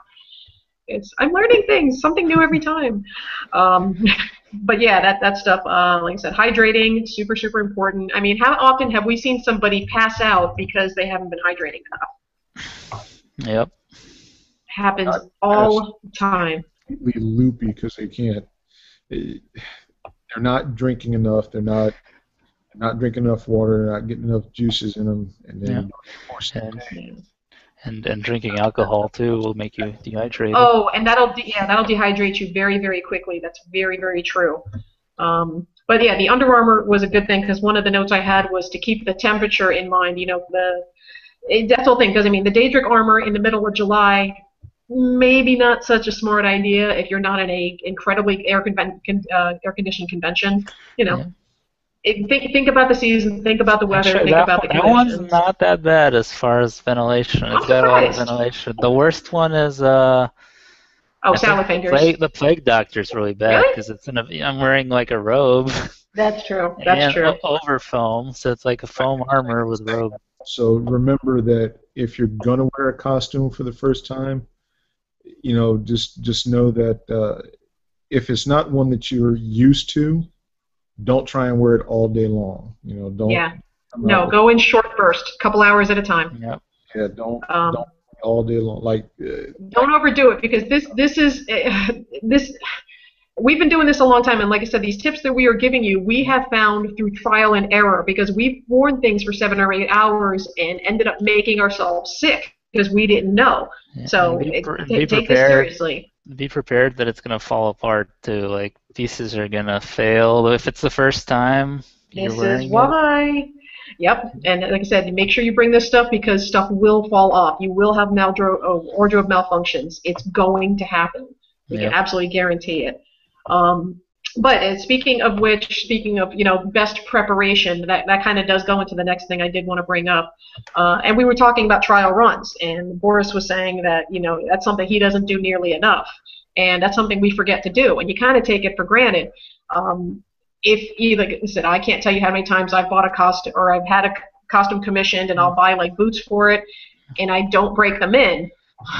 Well, I said I don't do it with makeup. I do it with costume. Okay. All right. For costume, no, I stand corrected. When you do get a costume together, and I'm not going to mention names, but I had a friend that just did this, and she's been a costumer for a long time. It was an anime convention up north, and it was a very intricate Sailor Moon, and not Sailor Moon, but a Sailor Moon character costume. She put all this work and all this detail into the costume, but she didn't do a test fitting. So the costume looked beautiful on the dummy, but when she actually put it on herself and got pictures in it, it looked frumpy because she didn't really look in the mirror. And when you put on the costume, do different poses. It sounds stupid. And when I first heard it, I was just like, okay, that's just dumb. I'm not doing it. Put it on, look in the mirror. Different angles, different poses, because, again, take test pictures because this way you can see it how other people will see it, and you will see if things are ill-fitting, if things are rubbing the wrong way, because on a dummy, you can't tell if something's going to cut you up in the crotch, and it's happened. Yeah, can't tell you how many times that's happened to me, which more other stories. Like when I've made armor pieces, I got a piece now that it'll slip on the mannequin's arm easily, but I have to put it on my arm, and it just won't go. It is so. Yeah, no, absolutely. Trial run everything. And there was someone, and I am going to call him out. Micah, I love you. You were a sweetheart. He did Thanos. If you were at MegaCon, you saw him do the Thanos because he had the throne and everything, and he did a beautiful, beautiful job. The helmet that he did, though, kept slipping down over his eyes. And you don't want to see that in photos. So these are why you do trial runs to make sure, okay, this is not going to rub against my forehead. I've worn helmets and cowls where I had to put a piece of foam and tape it to my forehead to make sure that I don't scrub my skin off my skull. But things like that, they happen all the time. I mean, Boris, what kind of mishaps have you run into when it comes to trial runs? I mean, all sorts of things. Like with the Daedric armor, I've modified so many times on it. Hmm. Like like certain straps break, so I reinforce them, or I add more. Um, Or certain where something things. looks like it should fit, it doesn't fit. You got to figure out how to make it fit. Hmm. Yep. Also, Yep. you gotta plan for like if it's a hard costume to get into like that, you gotta plan if you're not gonna have someone there to Yes. help you, you gotta make sure you're able to Yes. put it on by yourself. So maybe add Exactly. loops or something that you can grab. Because when I'm wearing that thing, I have no use of my hands because I got like these claws on every Oh finger. yeah. You know, and it's funny that you mentioned that. I have a friend of mine out in California. He does an amazing Iron Man. He can't get into that Iron Man by himself. So it's like he has to make sure that he sets up like two Yeah, people beforehand to help him into that Iron Man armor, or else he can't do it. He yeah, can because bring the once, costume, but it's useless if he can't get into it. yeah, because even though he's got gloves on, I bet he can't really pick anything up with those Iron Man Oh yeah, gloves. They're just for nothing. looks. Yep. Yep, yep. And now I've had to do that, modify costumes just so I can function. You know, if I have gloves on, for example, I'll have to cut little holes in the pads just so I can actually, Hmm. slip my finger out and slip it back in. So these are things that you find out when you actually do a trial run. When you put the whole costume on, you walk around in it. And the other thing I want to bring up, and there's something else that this is going to segue great into, but when you do these trial runs, practice your poses. Yep. Now, there's a one pose, and I know these guys know what I'm talking about. When you do the same pose for every photo, whether it's the hand on the hip, don't do the same pose all the time because then you're just going to see yourself on the internet in the same pose, just varying backgrounds. It gets a little redundant. Hmm. And we've all done it because you get comfortable in the one pose. It's like, oh, this looks good. And you just do that Yeah. 80 times throughout the day and you look the same. Vary it up, have fun. Like I said, in the mirror, practice with your cell phone with the selfies or whatever. I mean, would you guys agree with that? I mean, Mike, what do you think? If you're gonna do, I would say definitely do that, but don't wait until you get your costume together to do it. Do Okay. it first. Do it without the costume first. I mean, when you get out the shower, just something quick, and then know what your face is gonna look like, and then once you start getting things on, progressively, okay, should I stand this way? Should I stand this way? Am I gonna have my helmet on? Not have my helmet on? Am I gonna, You want some variety, yeah. am And I you gonna want to get comfortable knowing how your body's going to look, yeah. right, Hmm. right. See yourself before you have the costume on. See what you look like as a normal person. Then when you have the costume on, know that you may have to change the way you stand, especially for some people Very that have different. the platform boots that have got like the 9-inch platforms on them. You're not going to stand the same way you do normally. You're not It's going true. to, your body is not going to be positioned the same way because you have to balance yourself on those platforms. Yeah. So where you think you may stand one way, in those type of shoes, you may not because of how they are. You may have to change it up some. So, Yeah, and I absolutely agree. I mean, and one of the things, and this is something that it took me a long time to learn. A lot of times if you have a mask or something, you don't have to worry about this. And this is something that I'm learning that's probably better for me. But facial expressions. Just Hmm. smiling in a costume is one thing, but perfect example, and Boris can explain this. Boris in his Leslie Vernon. You have a Leslie Vernon face, right? Well, I guess eyes, because you can't see my face. Well, yeah, but you have a particular look. yeah, no, that's the thing. Even with the mask on, the mask says one thing, but even with the mask on, you can see it in that person's eyes if they are that person, if they are that character. So if you got the mask on, you're just going, Yep. it's not the same thing as if you have the mask on and then you're like, it's completely It's different. It's a completely it different. is completely different. Yeah, I mean, and the perfect example that, and this is something I've learned over the years, and I know these guys will know what I'm talking about. My dog witch face. I don't do that face with the pink bunny outfit. There's a face that I've learned to completely transform my face. And there was a model in Atlanta that I met at DragonCon one night at like 3 in the morning. She gave me some tips and she taught me, oh, you're not really conveying the character right. Let me give you some ideas. And she sat me down. She says, okay, do this, and gave me a couple of tips. And that's how the face was born. And it was just like, oh my God, it was a revelation. And like, if you go to my, here we go, the facebook.com/the con mother, I posted something that's a picture Stacy took a few years ago where you see the face. And I constantly get comments on how that face just creeps everybody out. You will not see that face outside of that costume. But once I've learned that, it's like, because the face, as makeup or not, that is what conveys the character. And if you really want to convey this character, you can be the Joker, but if you're just like in every photo, or if you're like, it's not the same. You're just a guy in a Joker costume. If you want to convey the Joker, you have to learn to make those comedic, and again, look in the mirror and practice, Look at some photos or comics or pictures online. Yes. Oh, reference photos, absolutely. Yeah, it took me a long time to perfect that dog witch face, and I'm damn proud. I do it out of the makeup, and I look ridiculous, but when you have the makeup and the contacts, it's a totally different story. So, but that's something. I mean, practicing the poses also goes to practicing facial expressions. That's a big one. Like I said, if you look back at the beginning of this video, you see Boris with his Leslie Vernon face. Perfect example. It's and I don't think I've ever seen him do the Leslie Vernon outside of that. Yeah, he's a very cool dude. Boris tends to whip out his wiener a lot too, but we'll get to that. Yeah, Mike's looking confused. He saw it earlier. Oh God, did he see the wiener? Okay, I must have missed that. We missed Wiener Cam.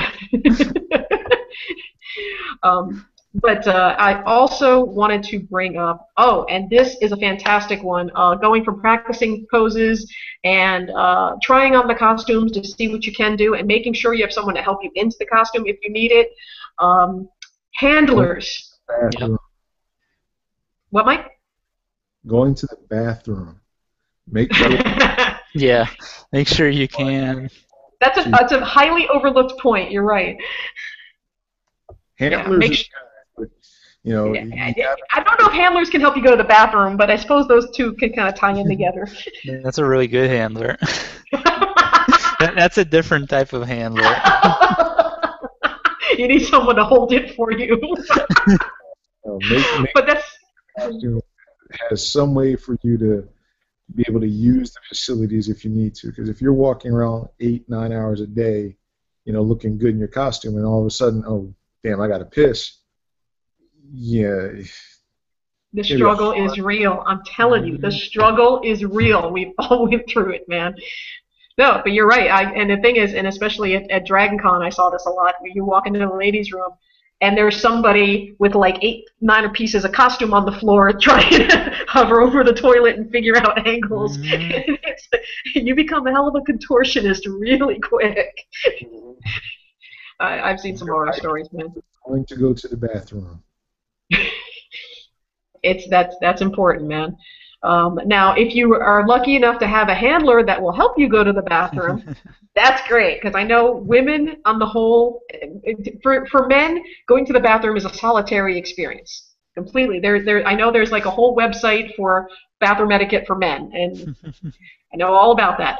Women, it's a different story. Women are a little bit more community-like, going to the bathroom together and all that business.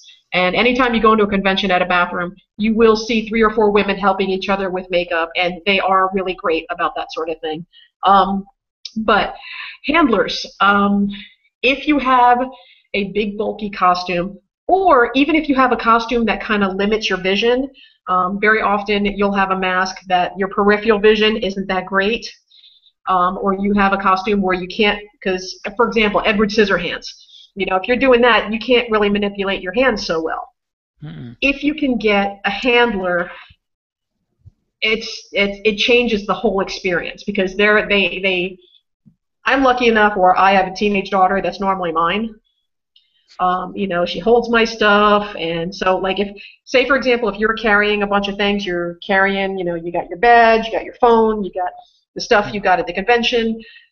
If you have someone that'll carry that for you, so you don't have to put that down every time you're taking a picture, Yeah, but you you know, don't want stuff to like look. that. I mean, you don't unless it's integrated into your costume somehow. You don't want to be like an Iron Man holding a purse or a cell phone or something. And Yeah, unfortunately, that's a real thing. So yeah. um, Then the there's a yeah okay. Oh, there's I a was gonna few. say, yeah, the handler. I mean, they can help you do all sorts of things. Like if a photographer takes your photo, a lot of times they'll want to give you a card. The handler can pick the That was cards my up. next point. The Yep. handler can also help you. Like they can also take pictures of you with people. Exactly, and then handlers are fantastic for that sort of thing. Yeah. And sometimes you will have a friend that's not in costume that wants to hang out with you. So that's a great way to do it. If they're your handler, you buy them dinner afterwards or something like that. But like Boris said, he's absolutely right. One of the things, and I wish I had gotten it, but it's very often now for customers to have business cards. You can go on any. I go to like Vistaprint, and I'll put it down here. Vistaprint always has like really great sales. They make amazing double-sided cards. You can put your Instagram, you can put your Tumblr, your Facebook, whatever. You can put all your information on it, and you put your picture on there because at conventions we get 20 million different cards. No one remembers who the hell is who.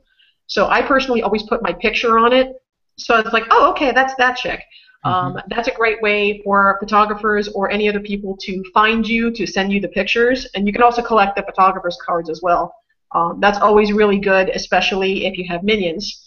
I should have called her down here, but yeah, and minions help remind you. Minions, handlers. Handlers also like remind you to okay, no, here, take Luna bar, here, have some energy, something to nibble Yeah. on during the day, hydrate. Things that you're not thinking about, they're good to help remind you about that sort of thing. So if you can, if it's possible, absolutely get a handler. I mean, Boris, you've had handlers, right? Hmm. Yeah. Yeah. I mean, a lot of times I do, but a lot of times I don't. But yeah, when I do have them, it's great.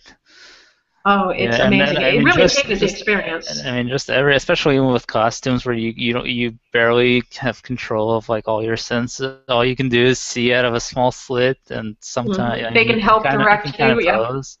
Yeah, I mean everything. They can answer questions like what your costume is, what's a plague doctor. Oh God, that one. Oh my God, that one. That hurts. That really hurts. But you're right. They also can answer questions if Yeah. you have a mask and you can't speak. They help to direct you. The crowds. And handlers are great, especially for helping you through crowds Yeah. because they can either walk in front of you and keep people away from your costume, and they can let you know if something's fallen off. They Yeah, can or help you, you fix things you can't yeah, fix or like if yourself. someone, yeah, like they could see if someone's trying to like mess with your costume or get, Oh yeah, yeah. they are absolutely just priceless. Absolutely, I mean, Mike, what do you think? Well, the ones I do, I don't need a handler, but there are those that, You've been a handler though. yeah, and that's a two-part thing. One, if you're with someone who has on, say, a revealing costume, you Mhm. know, you can kind of intervene on the quote-unquote fanboys. Oh, let me get a As picture. a female, you're absolutely right. Yeah, Yes. because we saw that at MegaCon a couple of times. Was it not last one, but the one before? Guys walking around trying to take pictures of girls while they weren't looking. It's like, hey, really, dude? Seriously? Yeah, You ass know, shots. Yeah. Oh, I remember that actually. I remember at MegaCon there was a big thing about that. Yeah, right, trying to right. take ass shots. Yep. Yeah. So And there's a lot of them. I mean, if it's you have worse a than worse. handler, or if you are a handler, kind of be, you're watching out to make sure that that person is not getting, accosted, male or female. Yeah. And So, because males have actually been accosted, this isn't strictly a female thing. I mean, guys, that happens to a lot as well. I've seen it multiple times. I mean, Boris, I'm sure you've been like accosted Oh on yeah, I multiple mean, one occasions. guy at MegaCon, some guy like ran up and punched me in the face, like Really? literally. Yeah, like I was in my Daedric armor. It was some like 12, like or like 15, 16-year-old kid. Like literally just runs up and like punches me in the face and runs away. I was yeah. The just like shocked. hell? Yeah. Wow. See, that's handlers. You know, I would love for there to be like a Facebook group where before cons people could, you know, meet up with handlers. That would be like a networking sort of thing. I don't know if that would happen, but that would be awesome. Because it's different. If you're like in Wonder Woman, you have nothing to worry about. But you know, and some of the bigger, you know, more elaborate costumes, definitely. I mean, I'm sure like John, who I wish he was here tonight, but unfortunately he had to work. John and his Beetlejuice. You know, he has very limited, you know, range of mobility in that thing, so he kind of needs a handler in that. Mm-hmm. You know, Yeah, because he was saying like people keep messing with the head and like they broke it. No. And you know, and that's one of the things that if you become a cosplayer / costumer, that is something that you will learn very, very quickly. That when casuals, mundanes, muggles, whatever, they see you in costume, they forget that you're a person. It's very often you don't get treated as a fellow human being. Oh yeah. You are an object. You're just something for them to take a picture of so they could show it. Like if you're, I mean, you could be you're sitting at a table drinking, and they're like, put your head on so I can take a picture. Yeah, and they'll make demands of you, and I'm not even just talking creepers on women. I'm talking about, like I said, you know, Boris will be in his plague doctor costume, and someone will come up and just start grabbing things on it like he's an object at a store. Mm-hmm. You know, Mike will be in helmet to take a picture with. Yeah, they grab like my axe or something without asking, and oh yeah, without even thinking, they just go grab it. People don't think it's like they forget that we're actually people. Oh yeah, and it happens constantly. I mean, like I said, Mike, I'm sure it's happened to you as well. Mm-hmm. You know. That someone they want to be themselves, but they see you as this. So to them, it's like, oh well, I can do this. This is the quick way. You know, I can. You know, oh, he's got the helmet that I want to try on, so that I can take a picture with it, or he's got the gun that I want to hold, so I can take a picture with it. You know. Yeah, so these are the sort of things that, you know, when you put yourself in costume, you got to be prepared for. Being in costume is incredibly rewarding. You get to step in the shoes of some, you know, a character that you want to bring to life. It's incredibly rewarding, but it's very, very hard because that's the dark and ugly side of costuming that a lot of people really don't know about. And unfortunately, it's something that goes with the territory. It sucks, but it's something you have to prepare for. And again, handlers. And even going back to photographers. Photographers are another one. And this is probably more of a female thing. I don't know if it's happened so much to guys, but creeper photographers. And I wanted to just address just very quickly. Logan Wolverine guy. Logan Wolverine guy. Oh, there's a few of them. Not specifically. No, and that's one of them. There's a number of them that are creepy photographer guys that prey on mostly younger women, but especially women that are in sexy type costumes. Anything that shows anything, you know, you get creeper photographers. And ladies, not a photographer. What? Everybody with a camera is not a photographer at all. No, and that's true. You know, and that's a lot of the women that are just now getting into cosplay and everything. They assume that just because someone has a nice camera, and a Facebook page, must be a photographer. Yeah, no. Distrust everybody until they prove otherwise. Better yet, talk to people who have been doing it a while and see what they recommend. Yeah, and that's true. But what I mean is, like, just as spooky when people walk up to you and ask to take your picture, and you see the camera, they're like, oh, well, come over here and I'll get a few shots of you over here. Anyone that makes you feel uncomfortable, trust your gut instinct. Anyone that makes you feel the slightest bit uncomfortable. A lot of photographers will kind of be barking orders like, oh, bend over like this. Oh, do this. Oh, do this. No, a photographer that knows how to direct a model is absolutely professional, but when they're trying to get you to do poses that make you feel uncomfortable, do not be afraid to speak up. And too many cosplayers, they're afraid to speak up because they're just like, oh, well, he's a photographer, I have to do what he says. No, you do not. Because photographers are a dime a dozen, and there are some fantastic photographers at Spooky, we'll get into another episode. I'll be giving you recommendations for some of the best ones. But there are a number. For example, Greg Rice. He's definitely one of them. If the guy gives you the creeps in any way, walk away. It's not worth it. It is absolutely not worth it. And if someone makes you feel uncomfortable, and this is something we've talked about on this podcast before, there are enough. Spooky is a family. Those of us that have met at this convention, we are a big family, and Mike is a perfect example. Mike's a big alpha male. He's a big alpha dog. And if he thinks someone is making you the slightest bit uncomfortable, I mean, and here's a perfect, it had nothing to do with a photographer, but it was a douchebag asshole. Mike, the spider. That's all I'm going to say. And there was an incident where, yeah, no, he is by far one of the most protective and threatening and most comforting and one of the best advantages you can have. So you see that face, someone's making you uncomfortable, talk to that man right there.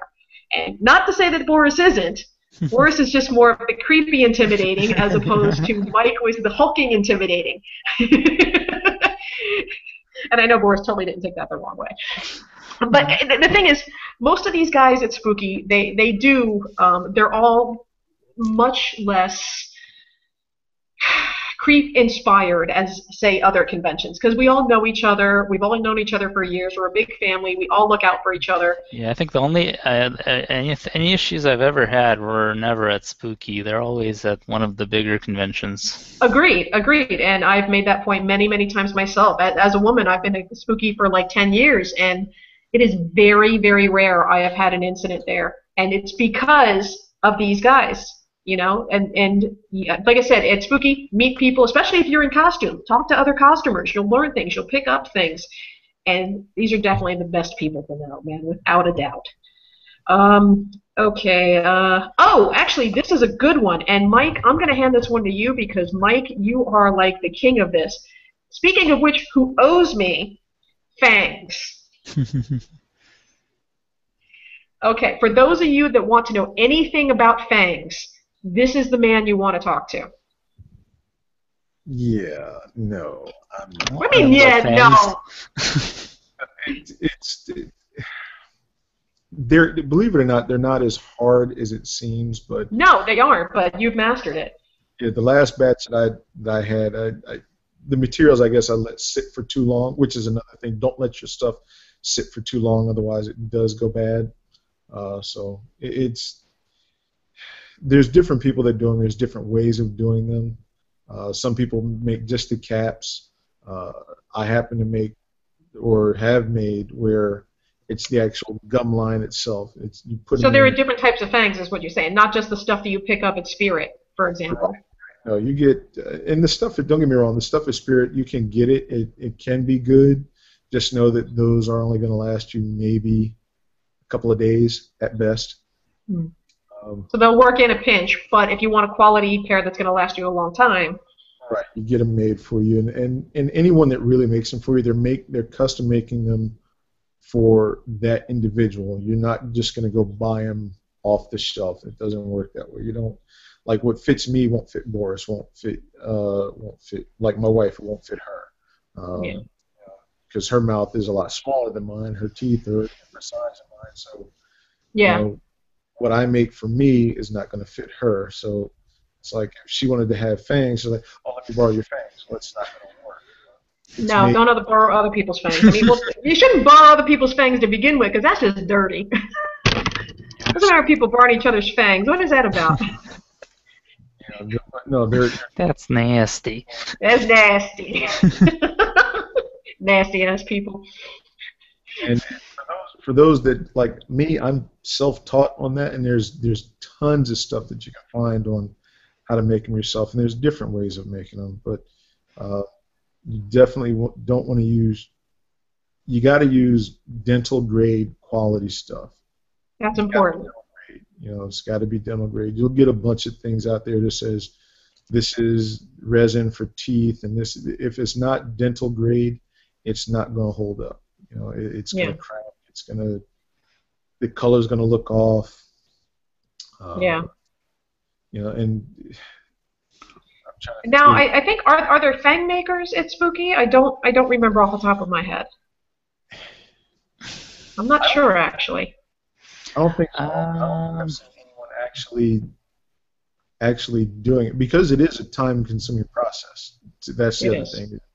It's not a. You'll get some people who do a quick deal, but to get an actual good set, theatrical type, that's And there's not many people that do them. I mean, not to my knowledge, because I am a Fang aficionado. I am a huge vampire fan. I've been having Fangs made for 20 some odd years, and I do agree the stuff that you get from like Spirit. For me, I don't have big teeth, so there are different lengths. So I'll get like the normal length, and my teeth are, and I look like Snaggletooth, and it looks ridiculous. So I mean that is very important. And I've had Mike's Fangs, and Mike and I have done a couple fittings before, and they were great. I mean the material was something else that had nothing to do with anything, but Mike's talent is absolutely, Mike, you know what? You really should do a YouTube video, a tutorial on how to do a basic set. That would probably help a lot. Something to consider. Somebody else mentioned it. I think Sheila mentioned that to me once before about doing something like that. I'm gonna have to. I guess I'm gonna have to do that.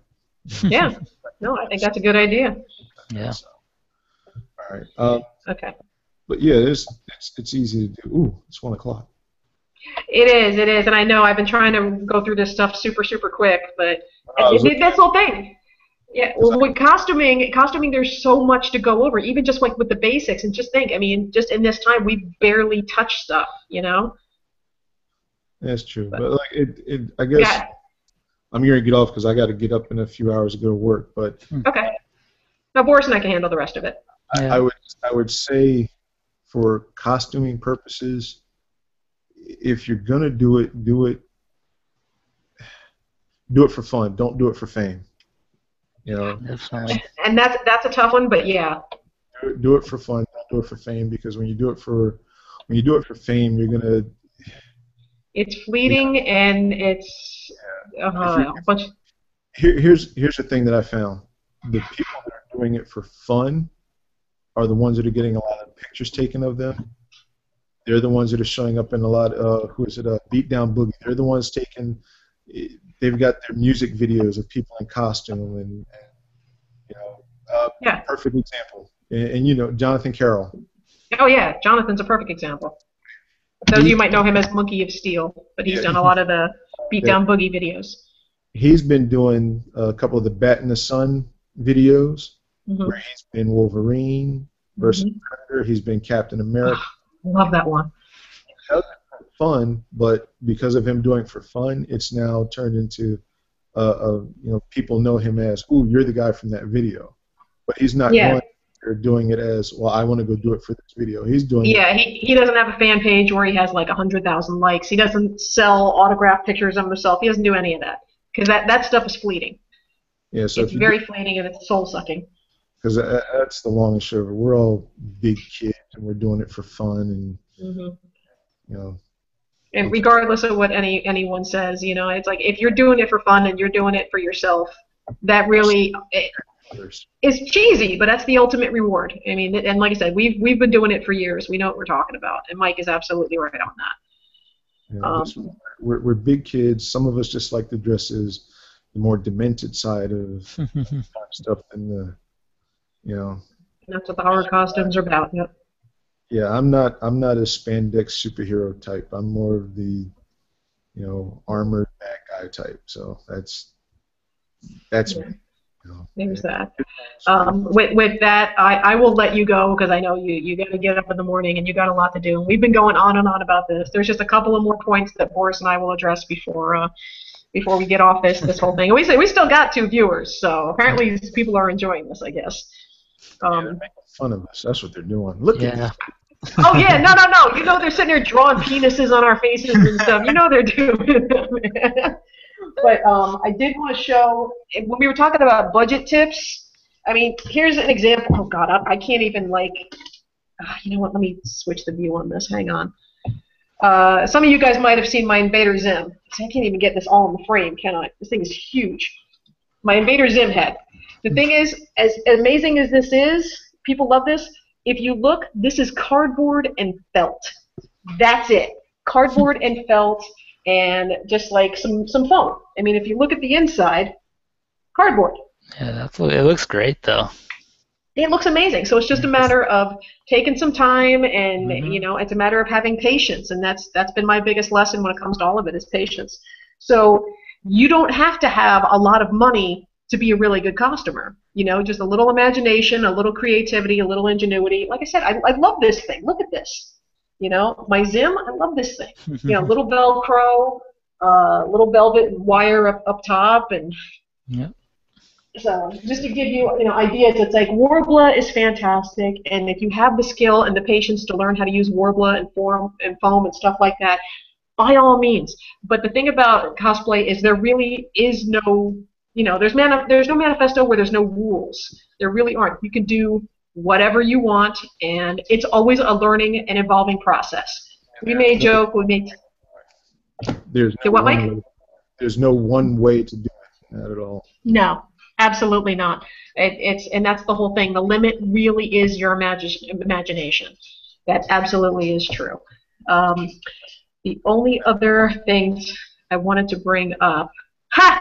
And apparently there was something I forgot earlier, and I don't have it in my packing kit here.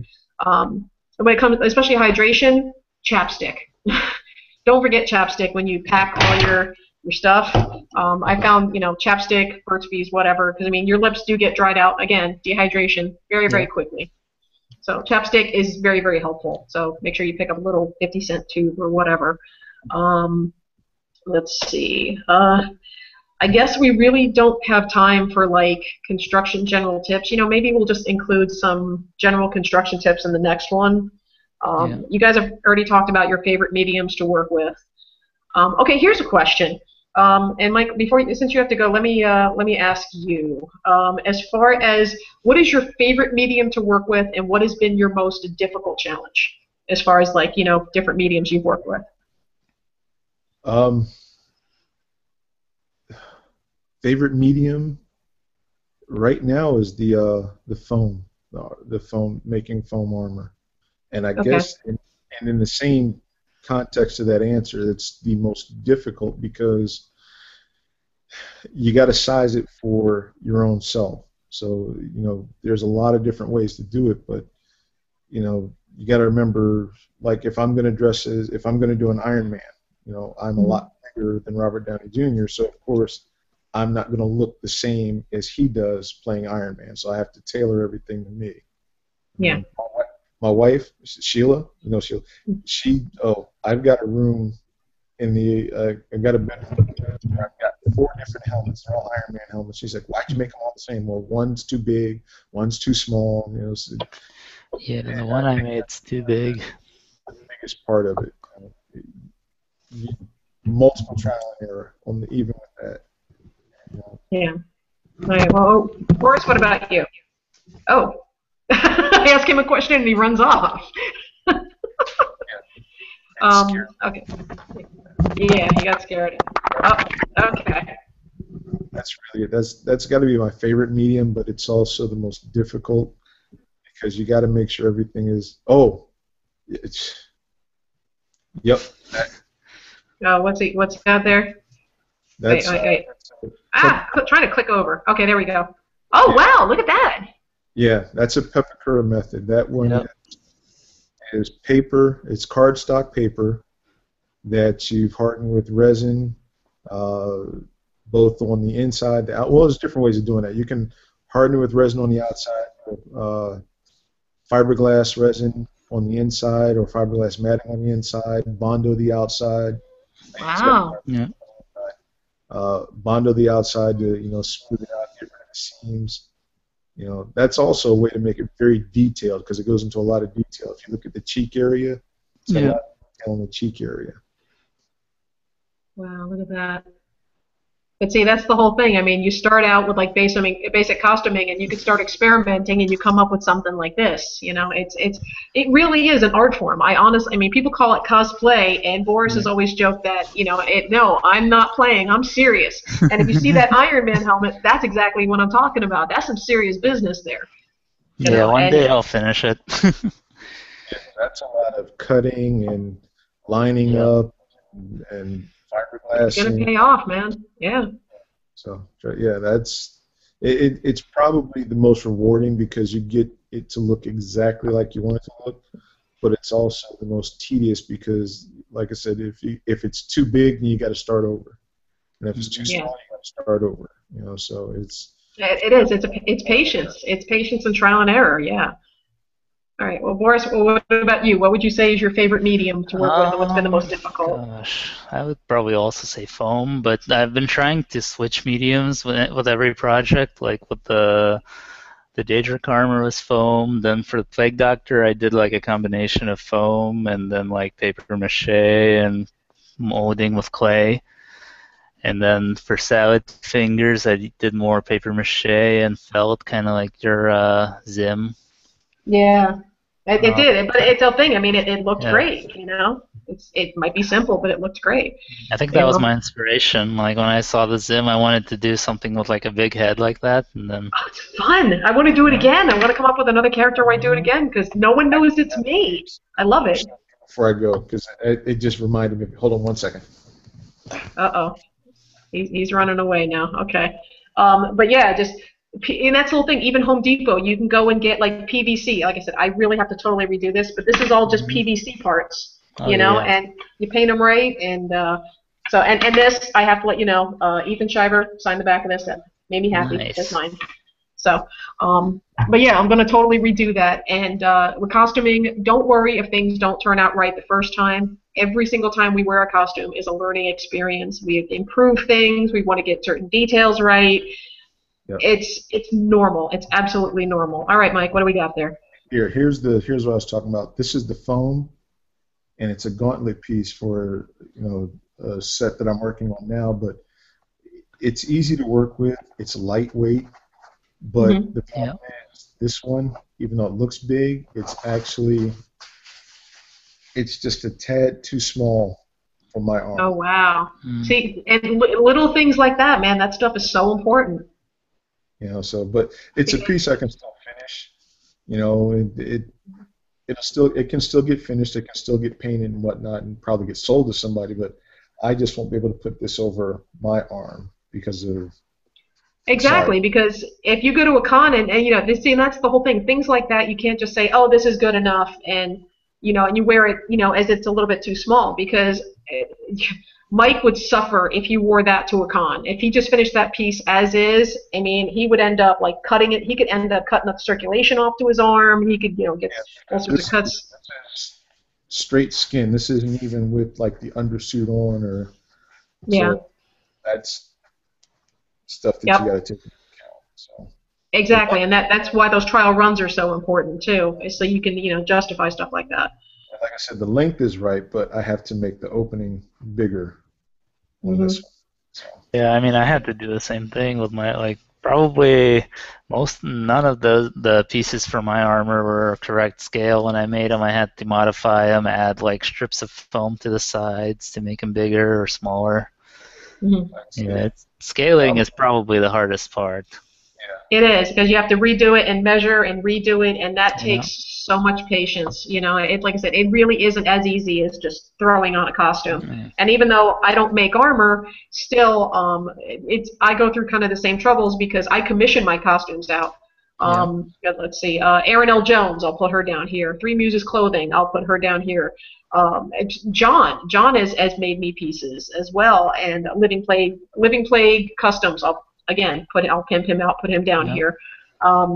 But the same thing, and it's like, you know, you have to go through multiple fittings, and if something doesn't fit right, even just like a half an inch off, you guys don't understand how many problems that can actually cause. This really is an exact science, and instead, like these two were saying, you know, if you don't, and that's why people get a little confused. And I saw an article about this on Facebook today. Is a commissioner, someone who commissions costumes, was trying to break down how much a costume costs. Sure. Yeah. You go ahead, Mike. Materials, you know, this cost me this much, this cost me this much, but, and again, this is the part where my wife gets a little upset with me because when you have to. Our significant others really deserve medals, don't they? Redo and redo, then you start running into, okay, well, this piece here maybe cost me, you know, in the total cost of the glue that I use and the pieces that I use, maybe $1. Hmm. But if you got to redo it over and over again, that dollar adds up. So and it, like you said, the measuring, the cutting, the time putting together, there's a lot involved. So Because you really have to, it's not a quick, simple, I can make it. I mean, it's quick, simple, easy to make, but if it's too small, then you got to go quick, simple, easy to make it again, and you start running into, okay, I have now got 8, 9 different pieces laying around. So that does take time, and it does. And again, even fitting costumes, between the different fittings, and I'm not lucky enough to have anyone local to do this stuff with. It might change if I was local, but I mean, there are a lot of things. I mean, their time, their research, the labor, the materials they use. Even if you go budget, and this is something, and you guys have probably run into this as well. Halloween comes around, and it's going to get to be the 'tis the season. People want to borrow your costumes. Yeah. Do not ever ask to, because everything we've done is not only time-consuming and expensive and not delicate, but very precious. These are like our children. You don't ask to. This is all custom made for our body, like you saw with Mike's gauntlet.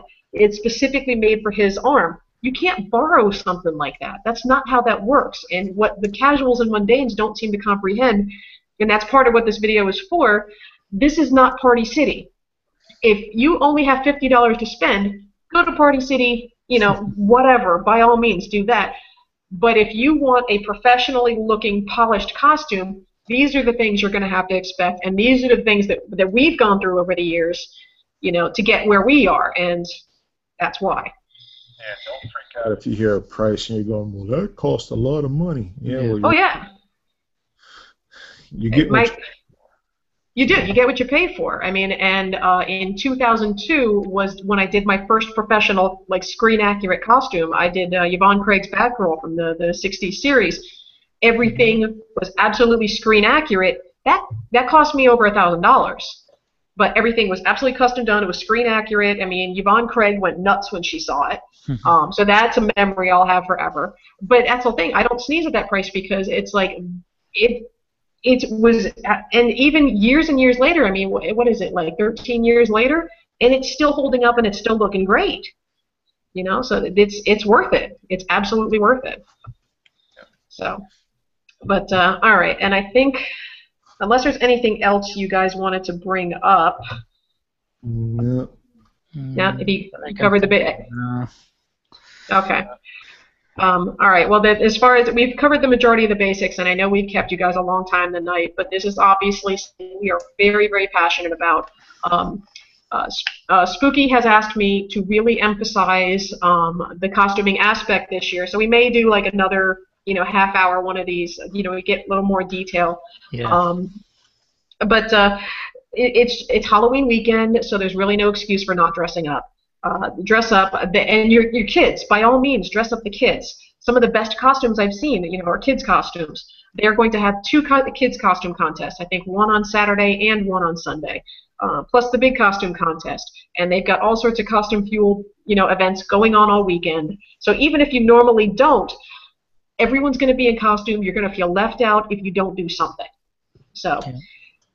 And and speaking of which, if you haven't seen, and I did those as primers for this video, a couple years ago there was a panel I did, and I think I may have had Mike on that panel, where I did 101 horror costume ideas, because Walking Dead, sure, great.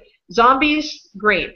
Freddy, great. But sometimes, it's great for us horror fans to see a little variety out there. And, it's a lot of times people don't really think about a lot of the movies they grow up with that would make great costumes. I did a video, and again, link it here, of 101 horror costumes ideas that span from comics to movies to horror novels to you name it.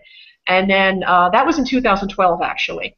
I just recently did one last week where I came up with another 50. So I updated the list a bit, with things like, Babadook and, some of the creepypasta stuff that's out there. I made it a little more current. So it's before this video, but link here. I'm going to go link crazy tonight. So it makes, and they're in the playlist too. So absolutely, if you want some ideas on something interesting, and here's the thing with this, with the costumes that I came up with, these are costumes that will get you a lot of attention. These are the costumes that when you walk in, people are like, oh my God, and they'll start taking your picture. So they're guaranteed to get you attention. You know, walking in as He-Man, and yes, I still harbor bitterness for He-Man. Sorry, that was a little something else. But yeah, it's so. I mean, I absolutely recommend costuming this year. It's a lot of fun, and it makes you feel like a celebrity. Let's be honest. You walk in, and people, you know, you gravitate to your character, and oh my God, fellow costumers will appreciate what you've done. It's an addiction, and it's definitely an art form, and I've been doing it for 15 years, and I haven't regretted a moment of it. I mean, and obviously Mike hasn't either. You know, even though he looks like he's fallen asleep there. I know. I'm wrapping this up. I promise. The only last thing I'm going to say, and I want a couple statements from you guys on this. There is a big thing online about cosplay bullying. I just want to say in closing, you know, it doesn't matter what anybody thinks, and I said this earlier, we all started somewhere. The first costumes we did were not the same costumes that we do now. It's all a learning process. We're constantly evolving. We're always improving, and Mike said, you know, Mike said it perfectly. We're just a good bunch of goofy kids dressing up, and we want to bring our favorite horror icons to life. So, I mean, what do you guys think about that, Mike? First off, I'm probably one of the larger guys that you see costuming, so you know, don't let the fact that you're a big person sway you in any way. That's a good point. From being, you don't have to be some sexy thin chick in order to do a costume. That's not how it works. Don't fall into that trap. So as long as you're doing what you want to do and you're having fun and you're not outwardly and intentionally offending anyone, go for it. Have fun. Don't worry about what other people say. Yep. All right, Boris, what do you got to say? Same thing. Yeah, like do what you want to do. Who cares what people say? Just because you're not doing it for other. Yeah. No, I mean that's the wrong reason to do it. Yeah, if you want to do it, don't do it for other people. Yep. Do it, have fun, and if you're truly doing it for yourself, it doesn't matter what anybody else says. It's simple. And even us, even if we like he man, whatever. You know what? If you're having a good time, what we say shouldn't even register. Simple as that. Okay. We are going to do another one of these where we will address any questions that you have. We do have 3 viewers still, so thank you guys so much for staying with us the entire time. We're gonna let Mike get to sleep, and yeah, Boris is gonna go. Yeah, Boris is going to play with his wiener. Yeah, he's got to go play with his wiener now. All right. Thank you guys so much. We'll be around next week doing another one of these, and so that's that. So say goodnight, Boris. Good night. Good night, Boris. Say goodnight, Mike. Thank all you guys for watching, and we will see you guys next week. Wow. See ya. I can't believe I just did that.